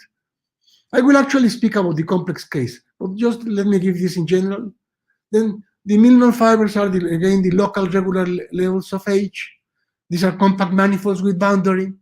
And while the family of Milnor fibers degenerates to the special fiber, also the corresponding family of boundaries degenerates to the link, which is singular when V has non-isolated singularities. So instead of looking now at how the Milnor fibers degenerate into V, let us look at how the boundaries degenerate to the link. And again, of course, if H has isolated singularity, then the link is smooth, and the boundaries of the Milnor fibers, which I'm denoting by LT, are all isotopic to L0. But if the link is singular, then that's the interesting case. Then we have a family of smooth manifolds, the boundaries of the Milnor fibers, degenerating to the singular variety, which is the link of the singularity. What happens as the boundary of the Milnor fiber converges to the link? This is interesting in two ways. Firstly, the boundary of the Milnor fiber, being smooth, is in many ways easier to handle than the link, which is singular. And understanding how the boundary of the Milnor fiber degenerates into the link throws light into the geometry and topology of the link, just as the study of vanishing cycles on the Milnor fiber throws light about the special fiber. And let us recall that the link determines the topology of the singular variety. Conversely, understanding how this degeneration takes place, how the boundary of the Milnor fiber degenerates into the link, also gives information about the boundary of the Milnor fiber, allows us to have information about the boundary of the Milnor fiber out from the link itself, as we can see in the next example. Take the Whitney umbrella in the complex case. The z-axis, this is the real design. In the real case, everything is equidimensional. It's a two-dimensional surface in C3. The singular set is the z-axis. But now the link itself is singular. And the link is the z-axis. So the intersection of the link with the sphere is singular on the circle set, on the circle C, where the z-axis meets the sphere. Okay? So we are looking here at the link of the singularity, which is LV, and also at the link of the singular set, which in this case is a circle. So the boundary of the Milnor fiber is now a three-manifold, which is, and we can describe it topologically as follows. We look at the circle C, which is the singular set of the link. We look at a neighborhood of that circle, okay? And that's a fiber bundle over C with fiber, the transversal, the fiber of L, of V, is we take a transversal and we look at the zero sets of V restricted to that transversal. And we do that at every point. And we get a fiber bundle over C with fiber, the restriction of F to a transversal slice. And to get the Milnor fiber, what we do, the boundary of the Milnor fiber, what we do is that we remove a neighborhood of C and we replace that fiber bundle by the following.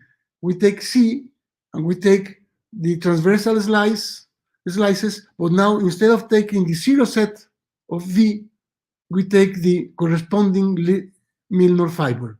In each transversal slice, F restricted to it has an isolated critical point. So the transversal zero set is a hypersurface in this variety with an isolated singularity, and we have the Milnor fiber. Okay? So we'll see that that's a general process. Well, now let me concentrate first in the case of C3. I mentioned the results which are known. We take a holomorphic germ with one-dimensional critical set. The link itself is a real analytic variety of dimension 3 with singular set consisting of finitely many circles, one for each branch of sigma, which is the critical set of F, which is the singular set of V. And one has this theorem of Nemeti and Szilard and François Michel and Anne Pichon. This was stated first in 2003 by Michel and Pichon, but the proof had a gap. It was true in families of examples. Then in the meantime, Nemeti and Szilard were also working on the problem, and they published a book with many results about it. And then also François Michel and Anne Pichon gave a complete proof along their own way, and essentially amounts to proving that the boundary of the Milnor fiber is a Waldhausen manifold. And the proof, I will not give it at all, but essentially, if we go back to this slice, essentially proof consists in looking at a neighborhood of C in the ambient space, removing a neighborhood of it, then the complement is a three-dimensional manifold with boundary, and for general reasons, one can see that is, one can easily see that is a Waldhausen manifold, and then the hard part is to prove that the Waldhausen decomposition extends to the interior, to this tubular neighborhood of C. And Nemeti and Szilard do it in one way. François Michel and Pichon do it in a different way. And then this was extended in a joint work by Aurelio with Fernandez de Bobadilla. They gave a third proof of that same theorem. And their proof actually works in a more general setting, which is when you consider F and G holomorphic maps with no common irreducible component, and such that the germ F G bar has an isolated critical value. You have to impose that condition. For holomorphic maps, that condition is automatic, and it's also automatic that you have a local Milnor fibration. But now F G bar is real analytic. So you have to impose the condition that it has an isolated critical value and that it has a local Milnor fibration in a cube. Then, with those conditions, they prove that the boundary of the Milnor fiber is also a Waldhausen manifold. And the proof works for when in the case G is constant, so it gives a proof of the previous theorem.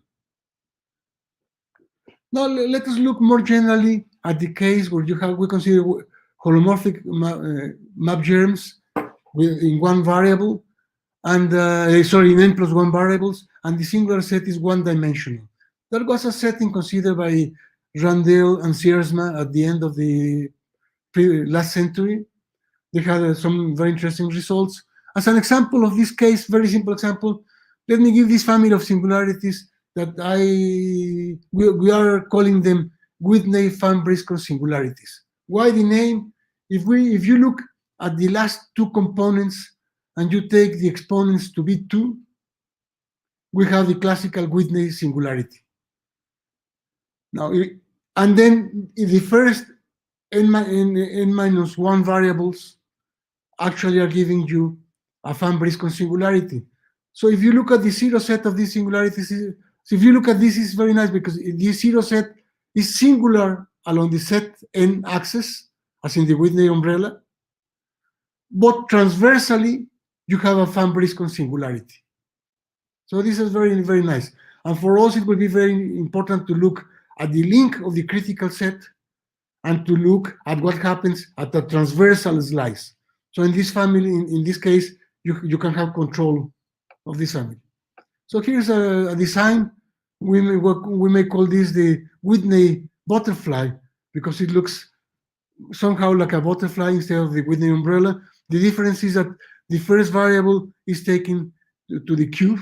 So this is a homogeneous polynomial. So this actually gives you a smooth curve in P2 when you projectivize. But this is just an example. So in general, if the singular set is one-dimensional, the link of sigma is a disjoint union of circles, one for each irreducible component in sigma. Let me assume for simplicity that the link of the critical set is irreducible. It consists, the link has only one circle.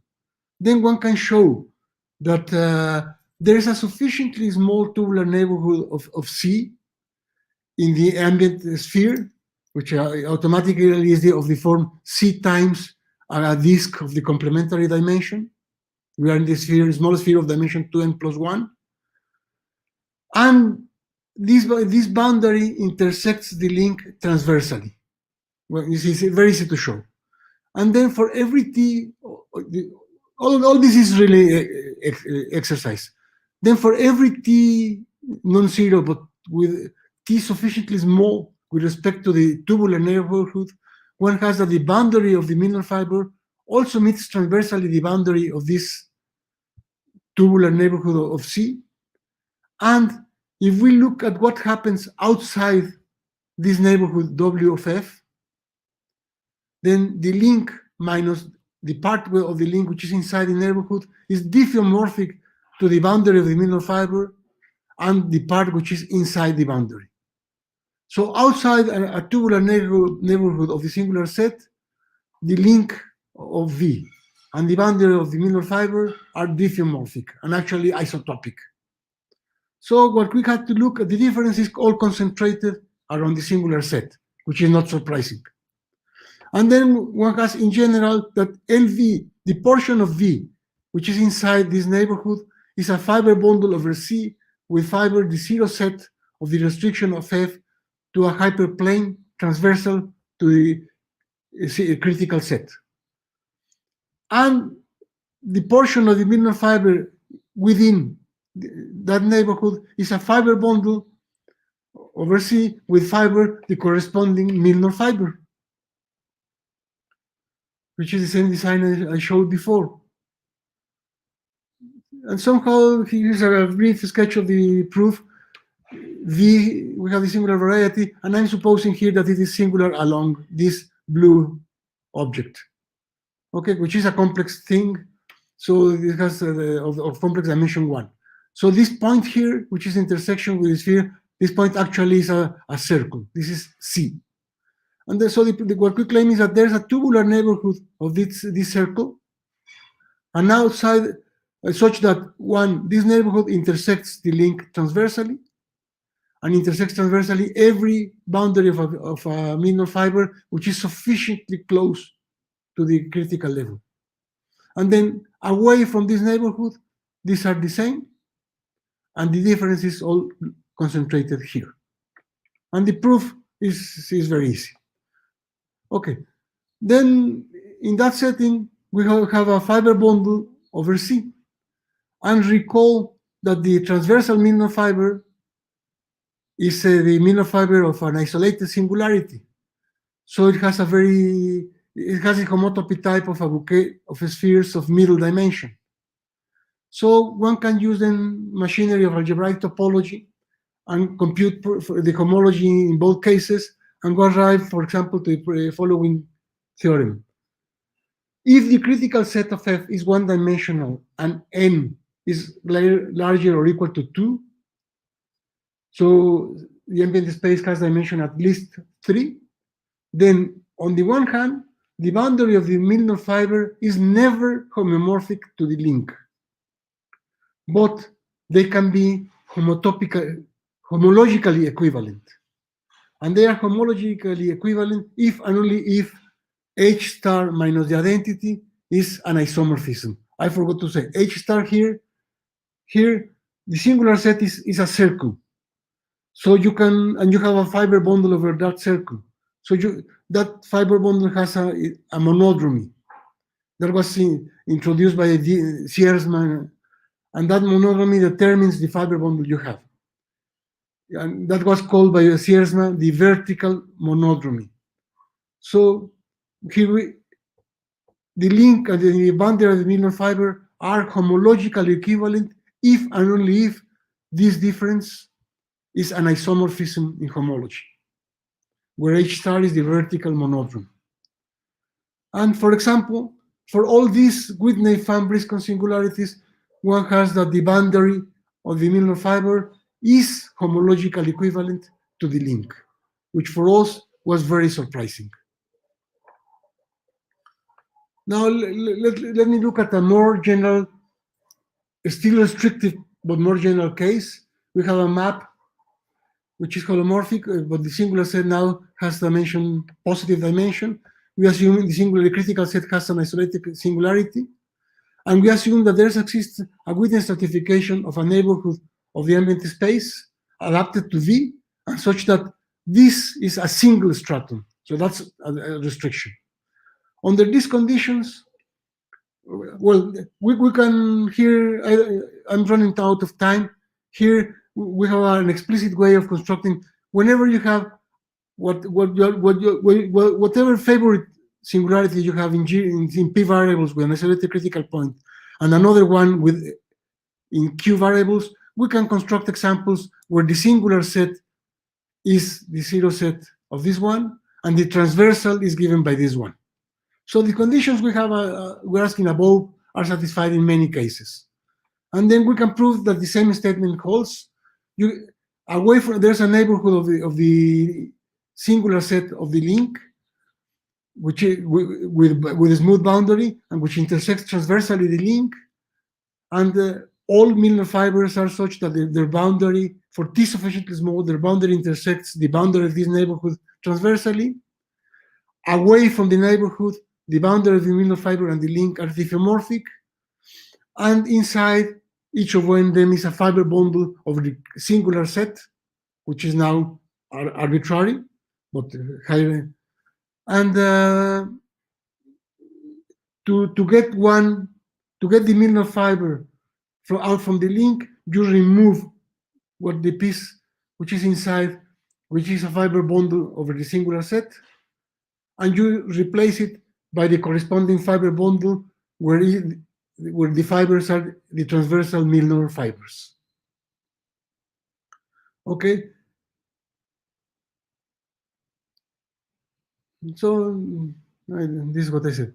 So then we can use machinery again from algebraic topology to study the homology. Transversally, we have the Milnor fiber of an isolated singularity. It always has its homology type of a bouquet of spheres. Now, the homology of the base can be complicated, and but we can still use the Lerais series spectral sequence, and we arrived to the following theorem in several variables. If the critical set is such that its link is a homotopy sphere of real dimension 2k minus 1, with k more than 1, and such that this is a single stratum of an appropriate within stratification, then the boundary of the Milnor fiber is never homologically equivalent to the link. Now, let me move quickly.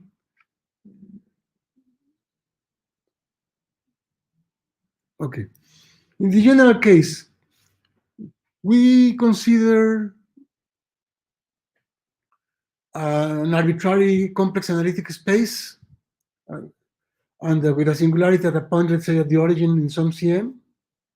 And we equip it with a witness stratification such that 0 is a point stratum, and every stratum, so we assume the germ is small enough such that every stratum contains 0 in its closure. We consider a holomorphic map from X into C. We take its link, now it's a singular variety, and we look at its critical set, the critical set of F, which is the singular set of V. And we assume that all strata meet the sphere transversally. We take the sphere small enough so that all strata in V meet the sphere transversally. So we get a witness stratification on the link, and this extends to a witness stratification of a neighborhood of the link in the ambient in the corresponding sphere. The link now is a union of witness strata.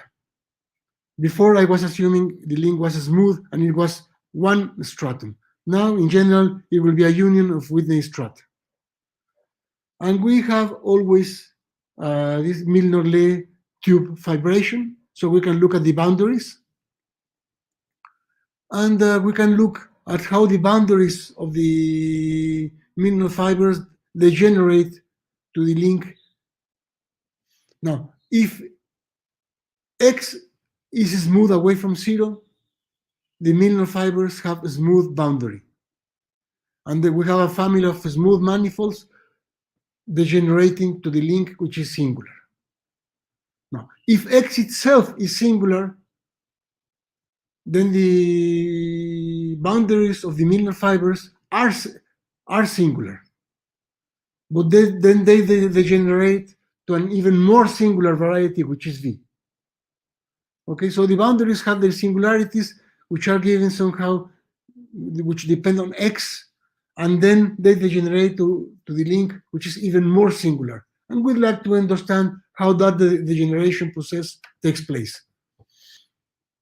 I must say that we know very little so far of the general setting, but one has that in general, there exists a regular neighborhood of the link of the singular set, a regular neighborhood of the singular set of the link of V, such that its boundaries have union of simplexes and they intersect transversally the link of V. And again, the same thing, the boundary of the Milnor fibers meet this the boundary of this tubular neighborhood transversally, and we have nice stratifications everywhere. Now, away from this, we call this neighborhood the vanishing zone for F. That notation actually comes from Siersma, and it was used also by other authors. So we call this the vanishing zone. So away from the vanishing zone, the link is homeomorphic to the boundary of the Milnor fiber. And we have that if we look at each stratum of the critical set, then we can look at a tubular neighborhood. This is smooth. And then we can take a tubular neighborhood contained within the vanishing zone, and then restricted to this to a neighborhood of this stratum. We have a similar picture to as we had before. This tubular neighborhood is a fiber bundle over the stratum with fiber in the sphere of a complementary dimension, and also the portion of the link contained within that vanishing zone is a fiber bundle over the stratum with fiber the zero set of the restriction of F to a transversal slice, while the corresponding portion of the Milnor fiber within that tube is a fiber bundle over the stratum, but now the fiber is the corresponding local Milnor fiber. So locally, for each stratum, we have a very similar picture as before, and in theory, we can use the machinery of algebraic topology to determine the contribution to the homology of the Milnor fiber, of the boundary of the Milnor fiber, which sits inside that tubular neighborhood. But we get it by pieces, one piece of information for each stratum. And then one can try to use Mayer-Vietoris and collect all of that together. Of course, this is rather complicated. So this is the idea, same idea as before. Well, let me move this. No. So let me come back to this. So now we look at this, which is a neighborhood of the critical, of the singular set of the link. It's a tubular neighborhood of the singular set. Okay? Now, we can extend this to a neighborhood to the whole link. Okay? So we have a neighborhood of the link LV. And we have that for just by compacity, for all t sufficiently small, the boundary of the Milnor fiber will be contained in that tubular neighborhood of the link of V.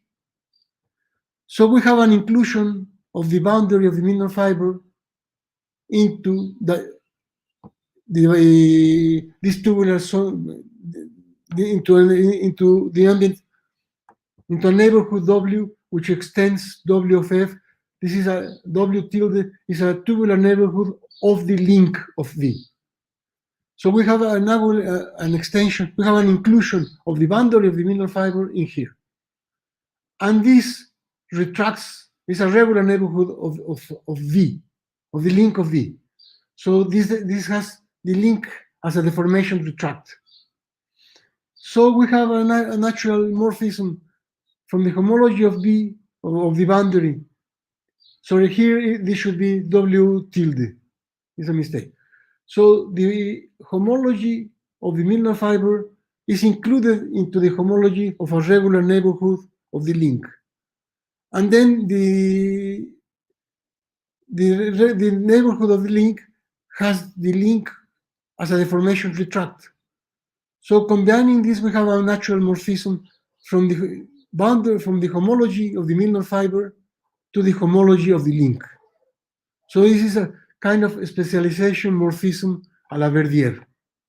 Okay? So whatever map we consider in this very general setting, this can be very complicated, but there's always a morphism in homology from the homology of the boundary of the Milnor fiber to the homology of the link. It's a well-defined homomorphism in homology. So one can look, and we do not know if this morphism in general is surjective, but we can prove that in many cases this is surjective. So in the case where X is smooth and the function has an isolated critical point, this is what is called the vanishing homology. All this goes to zero, except in dimension zero, and we have the vanishing homology. In this case, we can look at the homology. There will be homology that goes to zero, and we call those the vanishing boundary cycles. And there will be cycles here that do not go to zero. Okay, so we call all of the cycles here, which are contained in a neighborhood of the singular set, we call them we call them nearby cycles. And those that go to zero, we call them vanishing cycles. So I recall just that vanishing cycles spring from Milnor's vibration theorem, as I said before, by noticing that the local germ is a cone over its link, so its homology vanishes, and therefore the homology of the Milnor fibers vanishes as this approach V. At the same time as Milnor was proving that, Grothendieck wrote a letter to Serre introducing the notion of vanishing cycles in general, whenever you have a morphism of algebraic varieties. And Grothendieck's theory was generalized, further developed by Deligne, who introduced also the notion of nearby cycles. And these have had immense applications in algebraic geometry and singularity theory. So what we are looking now is kind of mixture. It's a funny mixture because we are looking at a local germ. So in that sense, we are close to Milnor. But now we are looking at the homology of the links and on the homology of the boundary of the Milnor fibers, which are compact manifolds. We can think of them as being the fibers of the morphism from X into R3, which go with R3, looking at it at C times R. The first component is the function F, and this is the function distance to zero, restricted to X. So the link and the boundaries of the Milnor fibers are the fibers of this morphism. So in that sense, they go into somehow into the spirit of Grothendieck. Of course, he was looking everything at the algebraic case. This is real analytic, but that is a justification for the notation we are using of vanishing and nearby cycles. Now, in the case we are discussing now, when L sigma was a single stratum, we could study the topology of the Milnor fiber in terms of that of the link, the transversal Milnor fiber. In the general case, we restrict the discussion to each stratum, as I said before. But now notice that a big difference now is that the transversal Milnor fiber now has non-isolated singularity. So in the previous case, the transversal Milnor fiber had an isolated singularity, and so the homotopy type was that of a bouquet of spheres. Now the transversal Milnor fiber has non-isolated singularity. So if X is Cn, if the ambient space is smooth, then the topology of the transversal Milnor fiber is determined by Massey's work on Lie cycles and Lie numbers, and these are very much computable, and we have computed examples in this setting of the vanishing and nearby cycle boundary cycles. Now, if X itself is singular, then the situation is even more interesting and more complicated. And then when we look at a transversal slice to each stratum, so each stratum is smooth. But when we look at a transversal slice, the corresponding Milnor fiber has non-isolated singularities, and we need to know its homology. And let me recall that the homotopy type of in general, the homotopy type of a function on a singular variety is determined by the Thibar's bouquet theorem. So in general, given an arbitrary complex analytic space set, or let's say epsilon, w, x, and a function on it, T bar gives a bouquet decomposition theorem for the Milnor fiber. And we can use that. But in practice, the information given in T bar's theorem is very, very hard to compute. But we do not need the homotopy type. We only need the homology. And in a new reprint by Matthias Sach, he describes the homology of the Milnor fiber of a function defined on an arbitrary complex variety.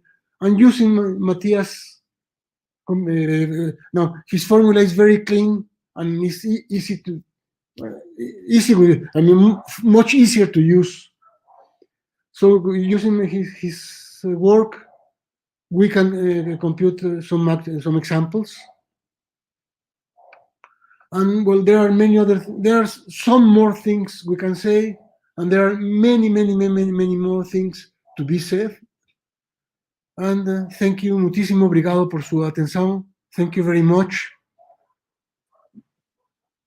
Y espero que we can continue to have many happy meetings in São Carlos, and that soon this will be in person.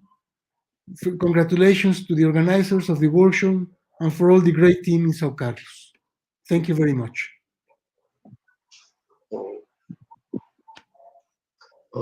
Thanks, Pepe, for this beautiful talk.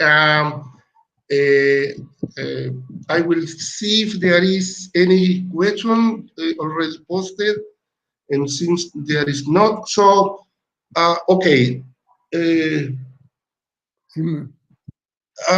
Is there any question by the audience or comments? Everything is welcome. Sorry, can you repeat the question? I think there's a question, no? Yeah, there is a question by Fernando Reis, who is asking, could you tell me if there are studies on the topology of Milnor fibers for more general case where the dimension of the discriminant is positive in the real case? As far as I know, I mean, if I wanted to look at that case, I would go and ask Raimundo, Nonato, and Maiko about that. They know more, and probably Saeki. They are the people who know more about that than I. I do not know anything. Okay. Any other question, please? Terry Gaffney is asking, can you say more about how the Lie numbers appear? Yes. Can you compare generic linear functions and functions on singular spaces? Okay. Let me say first about the first question, which is, I mean, suppose your singular set is two-dimensional, and let me suppose you have a witness stratification in which you have one two-dimensional stratum and one-dimensional stratum.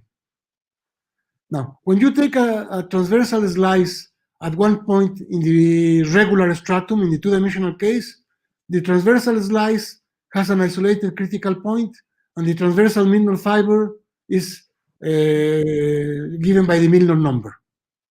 Now, but if you look at the one-dimensional stratum, when you take a transversal slice, the function restricted to that slice has a non-isolated singularity. Then, to describe the transversal Milnor fiber, you need the Lie cycles, the Lie numbers. Now, whether you can compare a general linear function with a function, I mean, if U means one in abstract, yes, one in abstract can compare it. If you means I don't know. No, I know nothing. I think it's a very interesting question, and as I said before, there are many things, many natural questions. This is a very good one.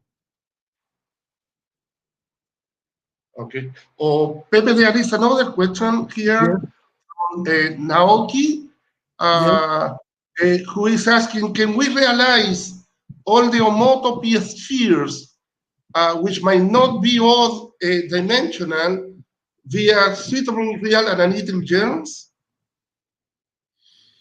Yes. There's in fact a far more general theorem. There's a paper, old paper in the Annals of Maths by Selman Atbulut and Henry King. The title is All Knots Are Algebraic.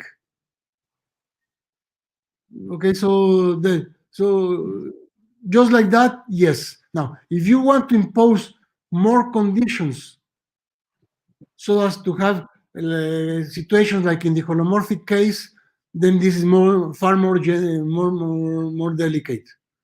For example, a similar question which is open, even for odd dimensional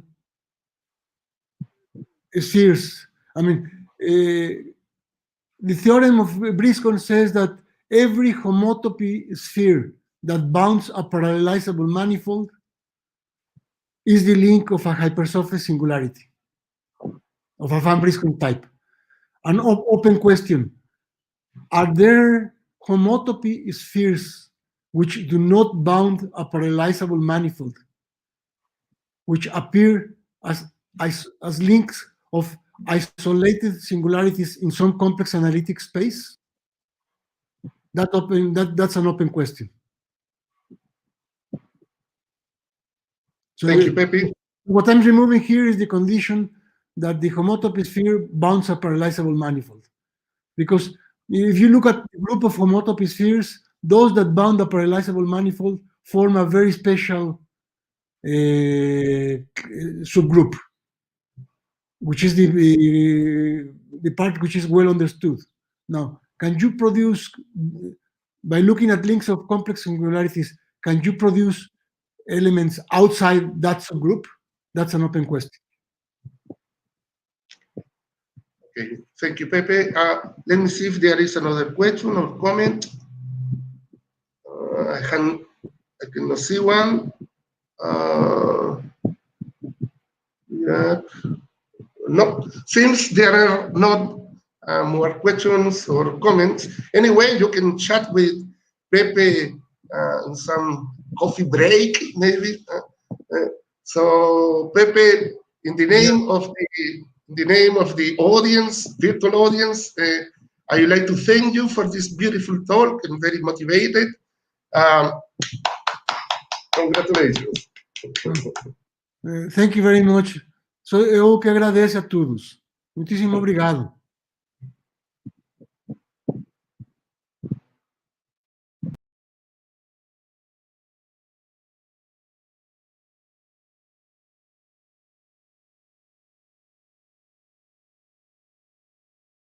Hello, everyone.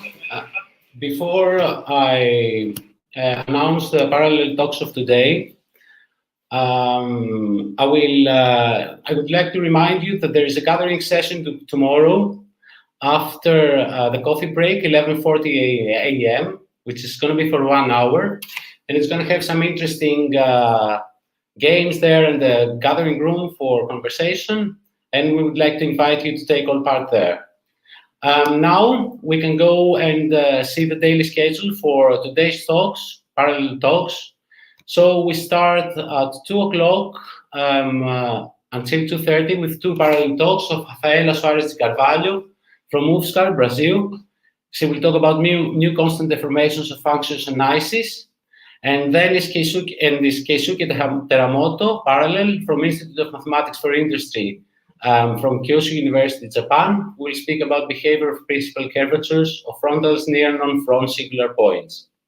At 2:45 until 3:25, we will listen to Nyan Nguyen from Basque Center of Applied Mathematics in Spain, who will speak about regular projection in no-minimal structures, and also Dominic Razidlo from Institute of Mathematics for Industry, Keio University, Japan, who will speak about on the rational homotopy type of intersection spaces. Then there is going to be a short coffee break, and then there are going to be the two final parallel talks of Leonardo Câmara from Universidad Federal do Espírito Santo, Brazil, who will speak about some aspects of complex function germs on the plane, and also from Fernando Reis from the same university, Espírito Santo in Brazil, who will speak about Milnor Ham vibrations for mixed maps. Thank you very much for watching, and have a great time.